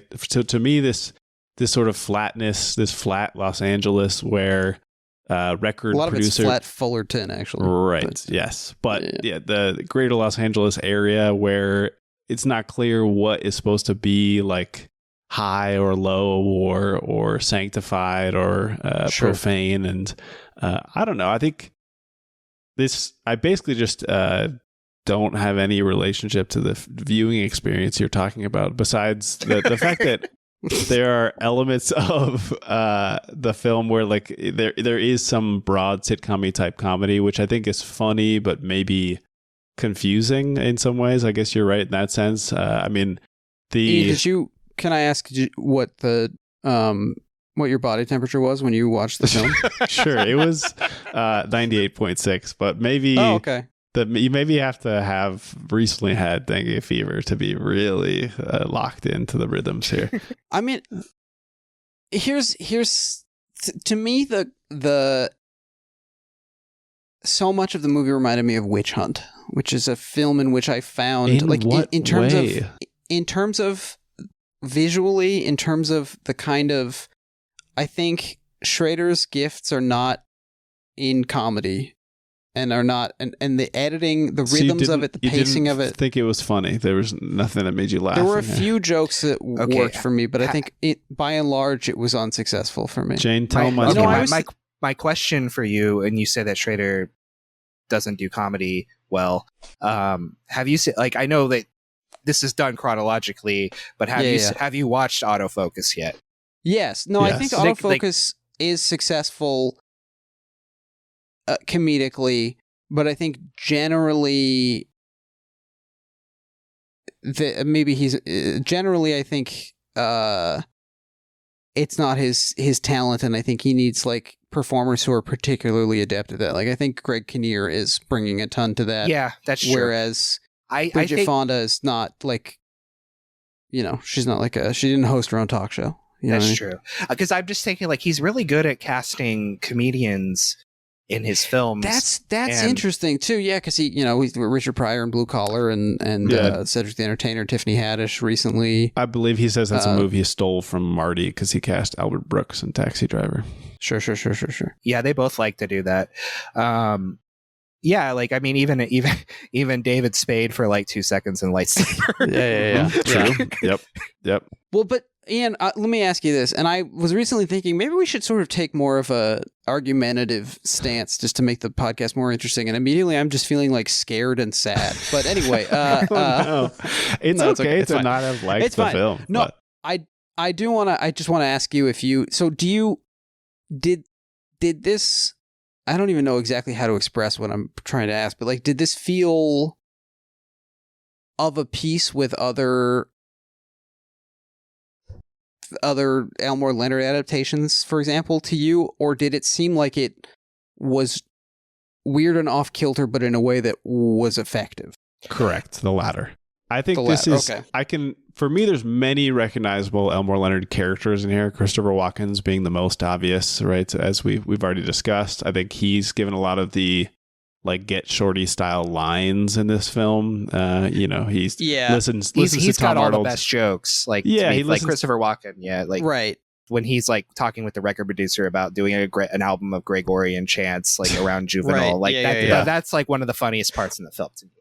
Well, there's this like, I think maybe other movie or other story that's more of a Get Shorty style showbiz, like a acerbic showbiz satire that isn't really addressed, because the film opens with the LL Cool J thing, which just vanishes for a lot of the movie and then comes back at the end, and the Mazursky character, he's playing like a record the other producer, big, over the top stereotype. I mean, he gets a street joke that is so ridiculously, I don't know, this is like blue or something that. It's the joke is not even the joke itself. The joke is that a person would say this joke, basically, which I feel like is also an Elmore Leonard style thing, right? To have somebody trying to be funny, but the joke is on them somehow. I don't know. That to me just felt. This doesn't feel like a film that is. Like, I wouldn't be surprised if Schrader said that he wished he had done things differently with this. It just feels like a movie that was not like the full vision executed. I can kind of see what you're saying there, in that it feels like it's two different people's visions of a story clashing against each other. Because I feel like all of the Schraderisms in this film, which there are a ton of that here, are clashing a little bit with like the Elmore Leonard isms, so it just kind of creates a kind of confusing tone to the film. Yeah, Ian, as you said, like it's a weird pairing, whereas Leonard and Tarantino go together. Like, it makes sense that one would be drawn to the other. Here, it's surprising. It'd be like if it turned out that Paul Schrader was like a big Dave Barry fan or something. Yeah, but to the point that not that I'm saying Elmore Leonard and Dave Barry are similar. I get what you're saying. Yeah. Or if, like, if you found out that Bella Tarr wanted to, like, make what's something funny? A Douglas Adams film. Oh, okay, sure. Douglas Adams. Nice. Yep. He was also trying to buy the rights to, what was that detective series that Douglas Adams also did? The Dirk Gently Thank series. you, yes. I think Max Landis ended up making a series out of that, unfortunately. Normally when we say this, it's a bit, but Max Landis will be our guest on next week's show. That's real. That's just a real thing. Ian's good friend with no, of course not. No, okay. Hell I was just no. like, oh no, because next week's show is being recorded in an incinerator. Jane about to fake an internet problem. Yeah, I'm just be like, actually, you know what? I lost my entire file. It's just funny because like there is an episode, and I do not remember which episode of the Pacino Pod, but like I just like go on a real extended rant about Max Landis, and then at the end of it, I was like, should I have done that? And like Callie was like, yeah, who gives a shit? Yeah. Oh yeah. It's Max Landis. That's a bridge I am tarring and covering in gasoline. Yeah. Coming back to burn a second time. Well, hold on. I want to respond to your point, because I think, to me, the idea of an unconventional pairing is not a turn off, just on the face of it, for any type of art or medium, food, whatever. Sure. So, but sometimes it works and sometimes it doesn't. That's all. Yeah. And look, I'm not even saying you're wrong, because it seems like most people agree with you. We're talking about it as like something that's being reclaimed or reassessed, but that seems like the majority opinion is that people don't like this. To me, this seems like a case of expectations, or people wanting something from the film that the film is not trying to give. I don't think the film is like capital G great, to be clear. I just think it's interesting, and I think it's doing its own thing. I enjoyed watching it. I would watch it again sometime, and I think I will say I think a second watch does make it better. I mean, I'll revisit it, and I would have if I had the time. But it was because I was more on your wavelength when I first watched it, because like my initial thing was like, oh, this feels very like first draft, like they just took a first draft and like filmed it. Mm-hmm. But the second time, after like having seen it before and been kind of like knowing what to expect, it was easier to like get into its wavelength like quicker. So I don't know. Yeah, I mean, I was dealing with like the dengue fever thing, so I just didn't have time. Yeah. But you're talking about Elmore Leonard. I mean, I think this book is famously, stands out in his work. Right. It's not a conventional Elmore Leonard book. It's one where Leonard himself said that he was trying to get after something that he felt was like spiritually true, or deal with things that he didn't generally deal with in the rest of his books. There's a humanism, and in fact, I think the worst version of this is not like a straight Elmore Leonard movie, nor do I think that's the better version of it. To me, both of those are kind of run of the mill. I mean, we already have such great. We haven't talked about Out of Sight, another to me all time film, but you're a big Be Cool guy. Never seen Be Cool, but yeah, I'm sure I'm gonna love it. It's always in front of my list. Much demanded. Yes. The Rock's defining performance as gay hairdresser in Be Cool. Well, now hold on. I didn't know he messed with the Zohan. Okay. I might have to check that out. All right. Let me just wrap this up, which is just to say that I think, to have it be an over the top, sappy, indulgent version of like, look at how this man opens people's eyes. I think the fact that it plays down all of that, I think everything is played at like half volume, which is what makes this film good to me. I think any version of this film that tries to may have been a TV settings issue. Sure. Yeah. That tries to go really big on like, look at how he's changed Lynn Faulkner, the Bridget Fonda's character's life, or look at how he resists the pull of money or something. All of that is less interesting to me. So the idea of this being a film where it seems like it's going to go in all those directions, and then people are just kind of having conversations that aren't even that monumental, aren't even that significant, and yet that still maybe has an impact on people's lives and speaks to something about things that are underrepresented in society, or all the themes that we can get into in a second here. I don't know. That's a interesting enough topic to me, and a particularly 90s approach to things in a way that I like. I like I mentioned Linklater and Jarmusch. Those are two filmmakers whose films I enjoy, and it's not a problem to me that this doesn't, project more of what it wants to do or make a clear stance on something. I don't know. That to me seems totally counter to what what is good about the movie, I guess. And the only character who is doing that is Christopher Walken's character, who just is only hyping everything up because he wants to make like $500,000 off. Right. Exactly. Yeah. Well, I mean, I feel like that element of the film is not as explored as it maybe seems like it's going to be. Like but that's the Get Shorty version. Don't you think that's the one of a million Elmore Leonard adaptations we've already seen? Well, sure, but I also just feel like this movie kind of calls its shot and then does a different thing, which can be interesting, but is disorienting to me. Perhaps a second viewing will change my mind, but I don't think that. I don't know. Now I feel like I'm being punished for liking Elmore Leonard movies. No, how dare you like Get Shorty? I'm saying what is your like problem? all those movies. I'm just saying that why did this have to be another one? It feels like it's neither another Get Shorty nor a compelling and surprising Zag. It feels like it's in a kind of middle ground, nether realm between the two, and it feels like it feels unsettled, like your ghost will be after your dengue fever turns. Yeah, I like another Zag, I guess is what I'm saying. That makes sense. That's how I got that hole in my head.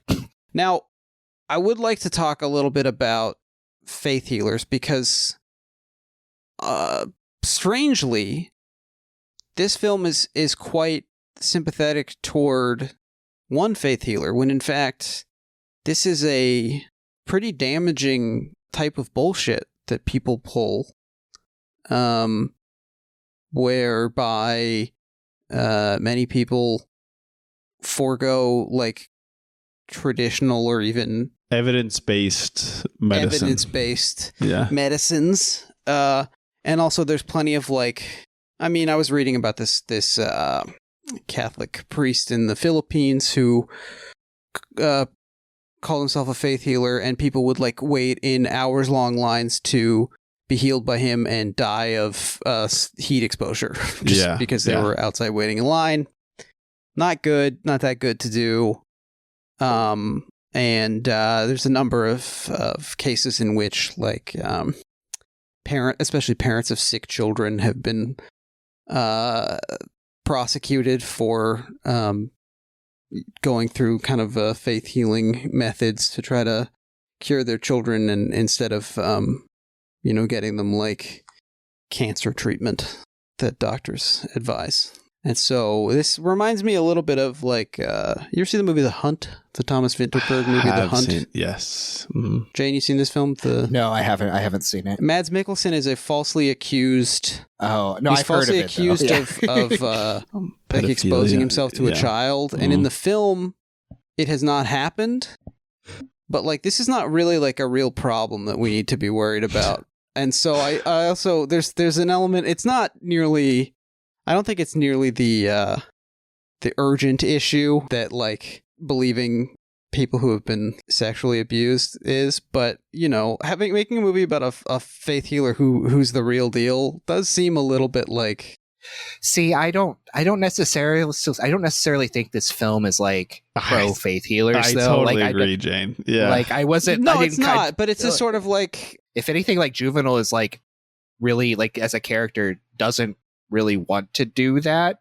Like it, like it's like he's been in the rehab center for like years at that point. He's hiding out. He's hiding out because he doesn't. Because I think he like understands that like on a certain level that like it's not something that.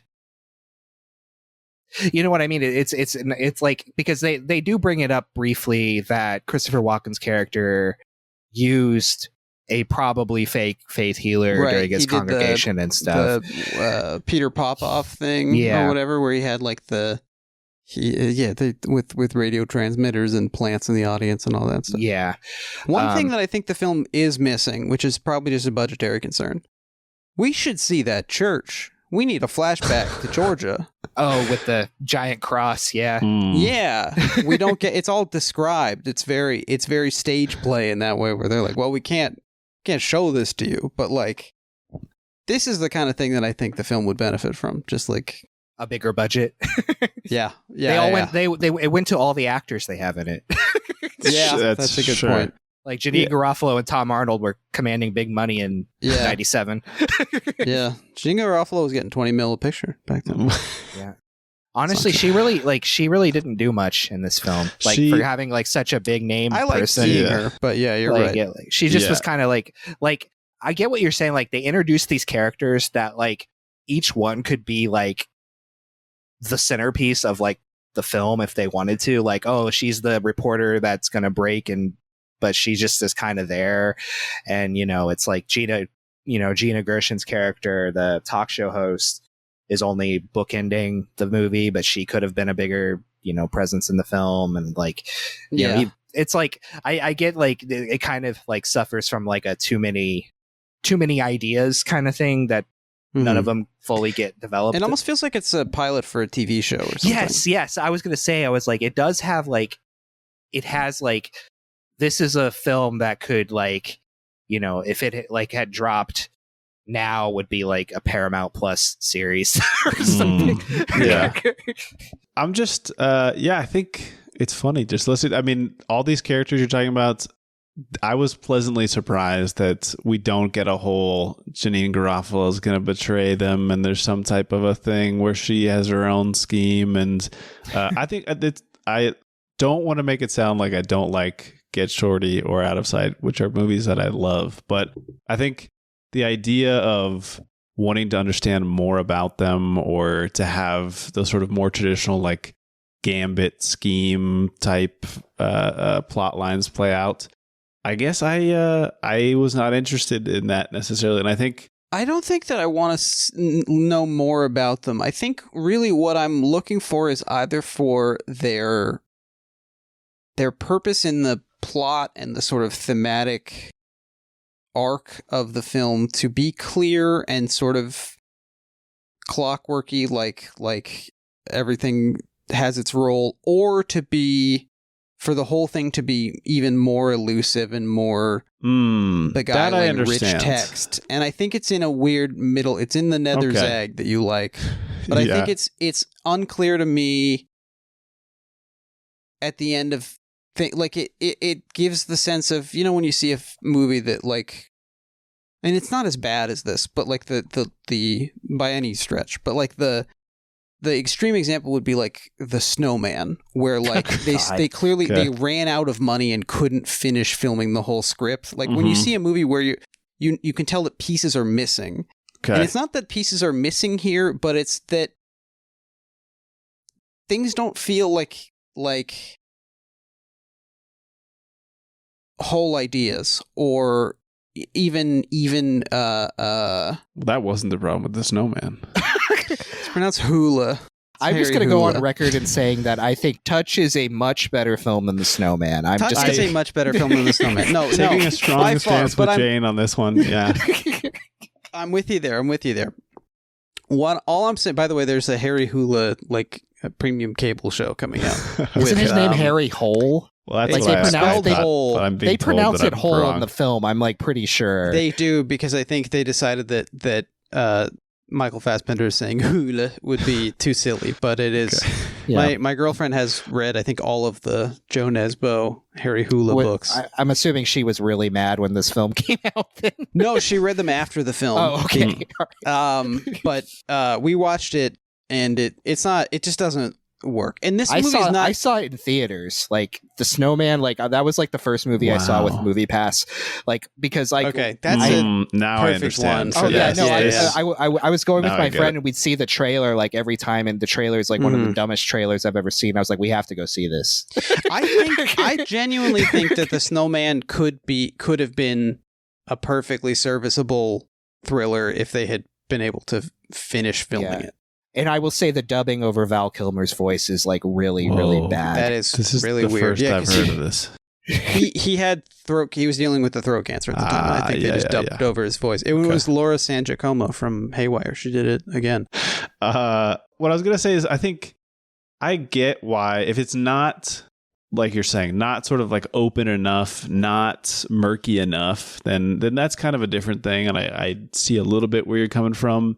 But to me, if the film is interested in saying like, well, you know, transplants it to Los Angeles, maybe that's just Paul Schrader liking Los Angeles, but you know, Pentecostalism, part of it propagates across the United States and then now across the world. I think recently it was the fastest growing religious movement in the world. So this idea of like faith healing, the appeal of this show, I agree with you, this entertainment that becomes dangerous because it's promising things that will replace essential decisions that people make. I mean, but it comes out of a couple people. I think you live pretty close to the Angelus Temple, Jake, in Los Angeles. I do live quite close. So this is where Tatiana Maslany did her. That's exactly right. Her Perry Mason stuff. Yeah, she's doing Amy Semple McPherson was the real woman's name that you're talking about. But there's also a black church called the Azusa Street Revival. That was William J. Seymour was like an early one of these dudes as well.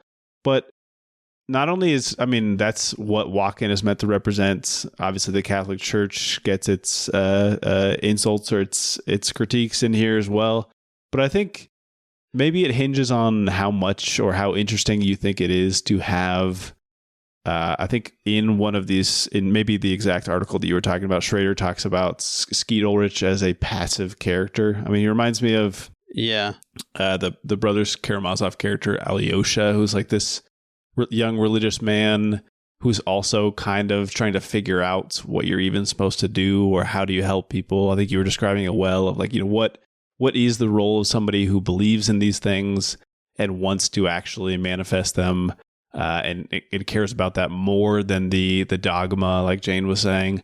And if you're interested in that type of person interacting with these cartoons, and there's something in there for you with that, I think then maybe you can get something out of the movie. But if that seems like too much of a stretch, like those, like, you know, having this fairly serious kind of a version of a lost young man or somebody who's trying to understand what all this means for life combined with Elmore Leonard characters. Maybe it's too much. I don't know. For some One people. of the things that was most interesting to me that came right at the end and is not particularly established or explored, rather.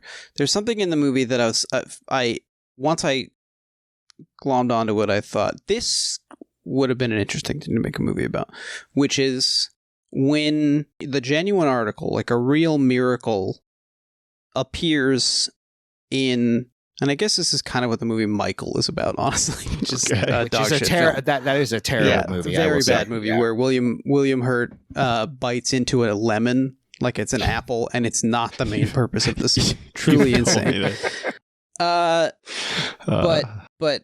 what if a genuine miracle appeared? The only place that it would get coverage would be on like the Ricky Lake show, and so no one would take it seriously, and it wouldn't matter. Like we'd miss it. Basically, it's kind of the idea that you get a little bit at the end of in the Deborah Luzanne sequence.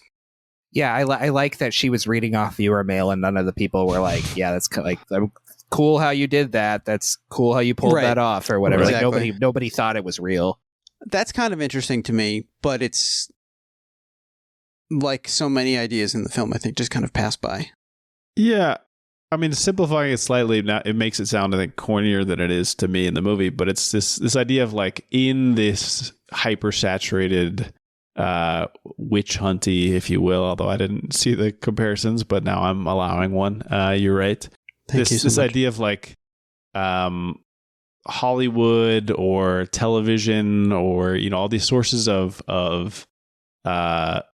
fantasy, non-real things that are meant to satisfy our urges or make us feel fulfilled about things that we're not actually fulfilled about. If there was some type of true experience mixed in among those things, how would we find it, or how would we make sense of it, or what would that mean to us? Right.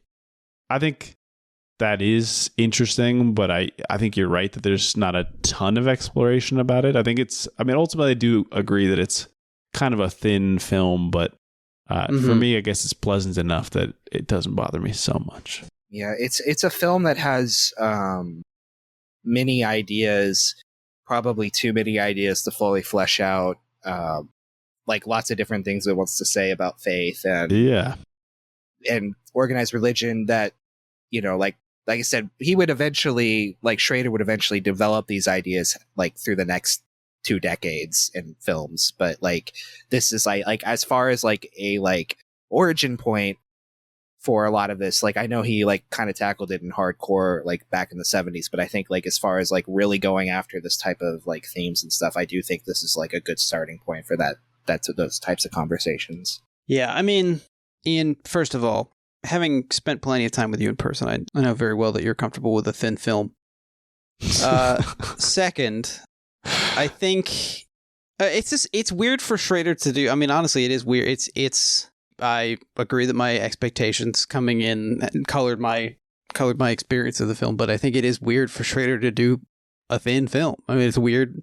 It's surprising for this man to do something kind of light and silly, especially after. I mean, this is his first theatrical release since Light Sleeper. Yep. Do we know like when was Elmore Leonard was still alive, right? When this he died in like out? 2013 or something. 2013. Yeah, Okay. Do we know like did he have? I didn't really look into much into the production of this film. Did he have like a lot to do with the script of this movie, or did he like just kind of just give the adaptation rights and that was it? Because I was wondering if some of the problems were just between them not really coming. I don't know, like a point of like where their styles meshed at all, you know? I don't know the answer to that, but given how many movies have been made out of Elmore Leonard works, which is like 30, 35, yes, I would imagine that he's not terribly precious. Yeah, it seems like I doubt he was like the type of guy who's like really hands-on with like the scripts of his like works or whatever. I don't know. I did have something interesting here I'd like to read, if that's okay. Please, yeah. This is from, I was looking at this book, Talking Trash, The Cultural Politics of Daytime TV Talk Shows, by a writer named Julie Manga, which is a classic case of an academic writer coming from family money, obviously. So the Great Manga Dynasty. That's where we got the name for all those guys. I mean, I she could have. Look, it. honestly, good for her for putting her free time to good use. Mm-hmm. Yeah, or just she didn't have to work anyway. So she, this is a academic text where she is talking to she interviews a bunch of women who watch daytime TV about like what they get out of it, and sort of tries to identify how it functions within society. And this is written in like the early 2000s, so it's after the 90s heyday of this and all of the accompanying kind of, because I feel like a lot of films in the 90s have a absurd Ricky Lake, Jerry Springer parody sequence. Take a swing at it. This is a big trope. For sure. So she says, I was struck by three factors that seem to be consistent both in the talk shows and in these earlier pop culture forms. She's talking about like other kind of low culture, things like rock and roll. In each case, the form was associated with the lower classes, women, or other marginalized groups in society. In addition, the various forms and practices all embodied similar characteristics. They were rowdy, boisterous, and otherwise hyper-expressive and collective, often involving the body, sex, or sexuality. Third, in each case, the dominant bourgeois class... Why did I say it like that? Dominant bourgeois class of the time responded to the form or practice with repugnance, disgust, or moral outrage, devaluing it, often regarding it as dangerous, and making efforts to either contain or eliminate it from the mainstream of society.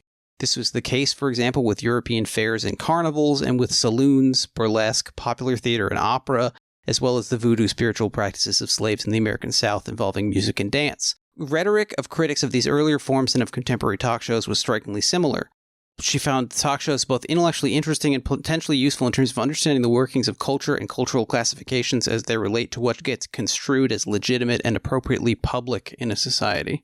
So I think the film also is not terribly interested in getting into this, but there's something lingering at the edges here about what is worth taking seriously, the ways that showmanship and like sensationalism can obscure the true and pure and beautiful and all that. And I just wish that I think there's promise to the premise. I think like where like the real like the showbiz aspect of it comes through is that like in some respects I don't necessarily think this is how Schrader viewed him, like Juvenile. I think this is probably more of an Elmore Leonard thing, and maybe it comes more through in the novel. But it seems like to me, like a lot of times artists don't have a good idea of how to get their work out, or like have an idea, like, or they just want to create. And I think Juvenile, like Faith Healy, he's more treated more like an artist, and like Christopher Walken's character is like this big manager who wants to put him out in front of all of these things. And Juvenile's just like, I don't know what, yeah, sure, why not? Which is how a lot of artists just like handle these types of situations. So you, instead of like being able to get his message out through maybe a better channel than like a Ricky Lake type show, that's how he ends up in that situation. Like I feel like that's kind of like, with Elmore Leonard being really concerned with like in Get Shorty, with like the way that like show business like is run, and like how it's like, like the different types of like charlatans that latch onto it. This to me seems like a different evolution of that type of idea, I think. So maybe Juvenile is Schrader being pulled in the twin directions of seminary as represented by Tom Arnold and showbiz as represented by Walken. Yeah, I think and ultimately he has to and he decides to end up with a blonde woman with a kind of bob haircut.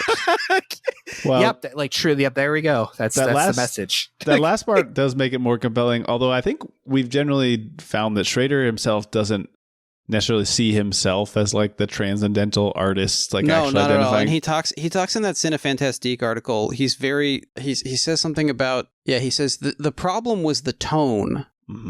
This is talking about when he's trying to, it was set up at Miramax for a little while, and he's talking about the difficulty getting it made. He said the problem was the tone, and I suspect that will bedevil the film all throughout its theatrical and video life. You have healing and stigmata, and on the other hand, it's a comedy and a love story. So what is it? Please tell us. Make it clear for us. And the film really doesn't tell you what it is because it's all and both.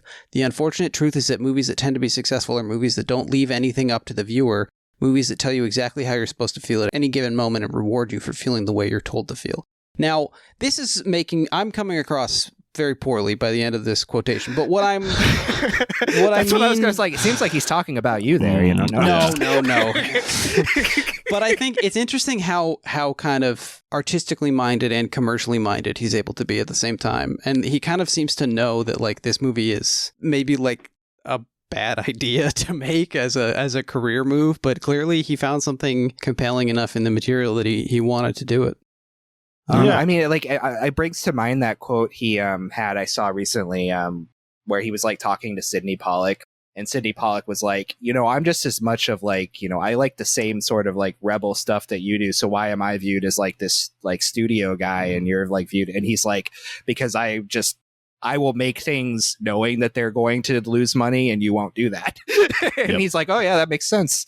Yeah. And it's like, that seems to be like that. This is that philosophy in action, I believe. Yeah. Yeah.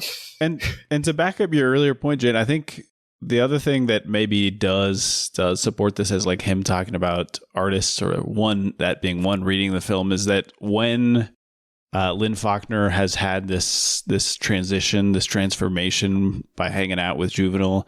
She says that she has like a good feeling about other types of art. She starts to sort of reappreciate things. And I think, probably, or I shouldn't speak for you all, but sometimes you do have a film viewing experience or a real life experience that sort of recalibrates you a little bit. And then, you go to watch things or you see people out in the world, and suddenly you're viewing them with more empathy or like more consideration and more observation, more patience. And I think honestly, that was me watching when I saw First Reformed in theaters for the first time. That was literally my moment. I was like, holy shit, because I went in with like no expectations at all, and came out like, oh my god. Yeah, I mean, I think it is. I came out near suicidal, but that's different reactions. But like productively, potentially, yeah. Doing it so other people could sort of witness my act. Is that what you're saying? That's exactly what I mean. So yeah, I think that's one of the best versions of art. If we're opposing that to the sort of maybe unfairly stereotypical, but the cheapened daytime television version, or the cheapened Paul Mazursky version, the cheapened Christopher Walken version, is to have the sense that, regardless of the truth of something, the inherent value of that artwork, right? It almost doesn't matter if somebody says like, oh, that piece of art that got you so excited is not even that good, right? Which to me would be the equivalent of discovering that Juvenile's not an actual faith healer or something. The bigger deal is saying, did this inspire in you something that is valuable, that allows you to walk through the world differently somehow?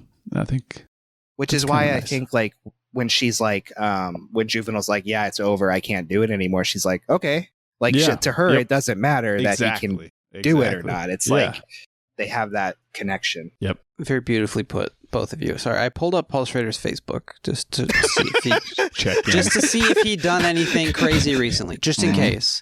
Great transition from beautiful to Paul Schrader's Facebook. Yeah. No, it is beautiful, actually. I notice on the side, his friends come up, or like, the smattering of his friends. And of course, like, you've got Richard Brody and Ann Thompson, editor-at-large at IndieWire. She writes that Thompson on Hollywood column. But then also, who comes up in the top 9 of his friends is Lipsinka from, of course, Witch Hunt, the drag performer. Wild. Yeah. It's nice to know that they're still connected, and I think maybe let's sort of end on the note of a film doesn't necessarily, like, the mark of a film's whatever. Something approaching objective artistic quality is but one aspect to a film's success. And what if it brings people together, even a dolly grip and a craft services guy who discover that they both love Warhammer 40K. And I will say, even though you didn't really like this film very much, the fact that we're still able to talk like 2 hours plus about it shows that maybe it's not as thin as you thought. As my girlfriend likes to say, after a number of these Paul Schrader films now, I mean, it's interesting if you do a podcast about the guy. I mean, she's right, as she so often is. Yeah. There we go. I think that's a good place to kind of wrap it up here. I think that's going to be our episode on touch, at least our first episode on touch. We might have to come back and talk about it again. Mm-hmm. We've got one last thing we got to do before we close things up. This is the sexual obsession check-in. And now, recently, when introducing, it might even have been this film. He was introducing one of his films in New York. No? It was Patty Hearst in February. Paul Schrader had this to say about his upcoming project. I've never written a script about sexual obsession, and so that's what I'm doing now. And now on this show, we've taken it upon ourselves to try to determine if the extent to which Paul Schrader has ever written a film that is not about sexual obsession. We've got a few no's on the scoreboard. We have discovered a few. I think that there is sexual obsession present in this film. Specifically, my appreciation of it has deepened with the realization that Tom Arnold's character is undergoing his own kind of Searchers style quest, and I think his obsession with Juvenile is not entirely without sexual underpinning. I mean, even Walken identifies this in saying, "You are really into this, aren't you?" Yes, exactly. There's a erotic intensity to it. Well, obviously, I mean, yeah, there's so many of those, so much eroticism in art depicting Christ's passion. Saint Sebastian's. Okay, yes, that's the only thing you're allowed to do, allowed to paint. Really, was Christ or other martyrs being erotically flagellated or whatever. And even in like his relationship with Bridget Fonda's character, even in his relationship, like he doesn't heal her he doesn't heal her sickness, but when he touches her breast, that's when she like has that big awakening and stuff. Like you could say that like their whole relationship is based on like sexual healing, which is its own form of sexual obsession or whatever. But well, he's hot just like an oven. Yes, yeah, and he needs her loving. His bare ass is shown, so that's absolutely. He has got one of the shortest butt cracks I've ever seen. Like, I didn't make this assessment. His torso is long. He's a tall guy, I think, but I feel like he's a long torso. His butt crack is like 4 inches long. Like it's so little of his butt. It's really weird. Ian, did you want to weigh in on the sexual obsession? I think I agree with both of you. Where it's like a soft check. Yeah. There's a few different characters who have a sexual obsession element, so it's in there, but I don't think it's the primary focus. No, it's not like autofocus. No, that's a film that's I cannot believe he said that he's never written something about sexual obsession. That is ridiculous. One of the he wrote the things movie Obsession, as we've discussed on the show. I did want to say, speaking of sexual, this is an obsession bordering on sexual. Was my desire for someone to bring up. As mentioned in the film, at Lourdes or Lourdes, Fatima. How do you say it? Lourdes and Fatima. Yeah. These are both places with famous Marian apparitions. That's right. And I just wanted to say that Marian apparitions was going to be the guest on the show next week. That's all I wanted to say. The whole episode. Who is hosting this thing? Great question. Anyway, that's touch for you. Thanks again, Jane, for coming on the show. Yeah, thanks for having me. A real treat. Yeah. I loved it. It was fun. I have one final little gift for you, which is that Ed Lachman also shot the Andrew Niccol film Simone, starring Al Pacino. Well, that film is really bad, but also like interestingly bad. So. Simone. I remember the poster really transfixing me as a boy. It's a good poster. It had a big lady, I guess. It's prescient in some ways, like especially now with like how they want to just have AI stars and stuff, but like it's just not very done in a very good way. All right. It's unfortunate. I mean, I've seen most of the Andrew Niccol films, so I should probably just round it out with like I think I have like Lord of War and Simone left. It's bad in an interesting way, so you'll have fun. All right. I'll watch it. Sounds fun. Is there anything that you're working on right now you want people to check out?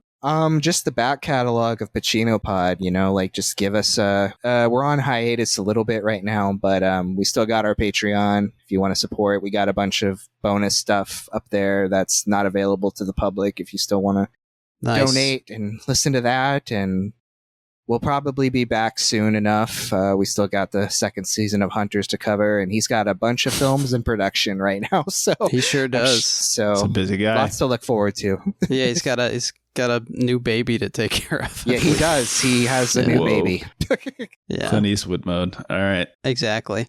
Well, that's going to do it for us today. Remember to subscribe, rate us, write a review. It helps us on the algorithm. If you like the show, tell a friend, tell your dad, tell Deborah Luzanne. Follow us on Twitter and Instagram at Podcasty for me. If you have any comments, questions, or concerns, you're interested in co-hosting a two-person Paul Schrader podcast, you can email us at podcastyforme@gmail.com.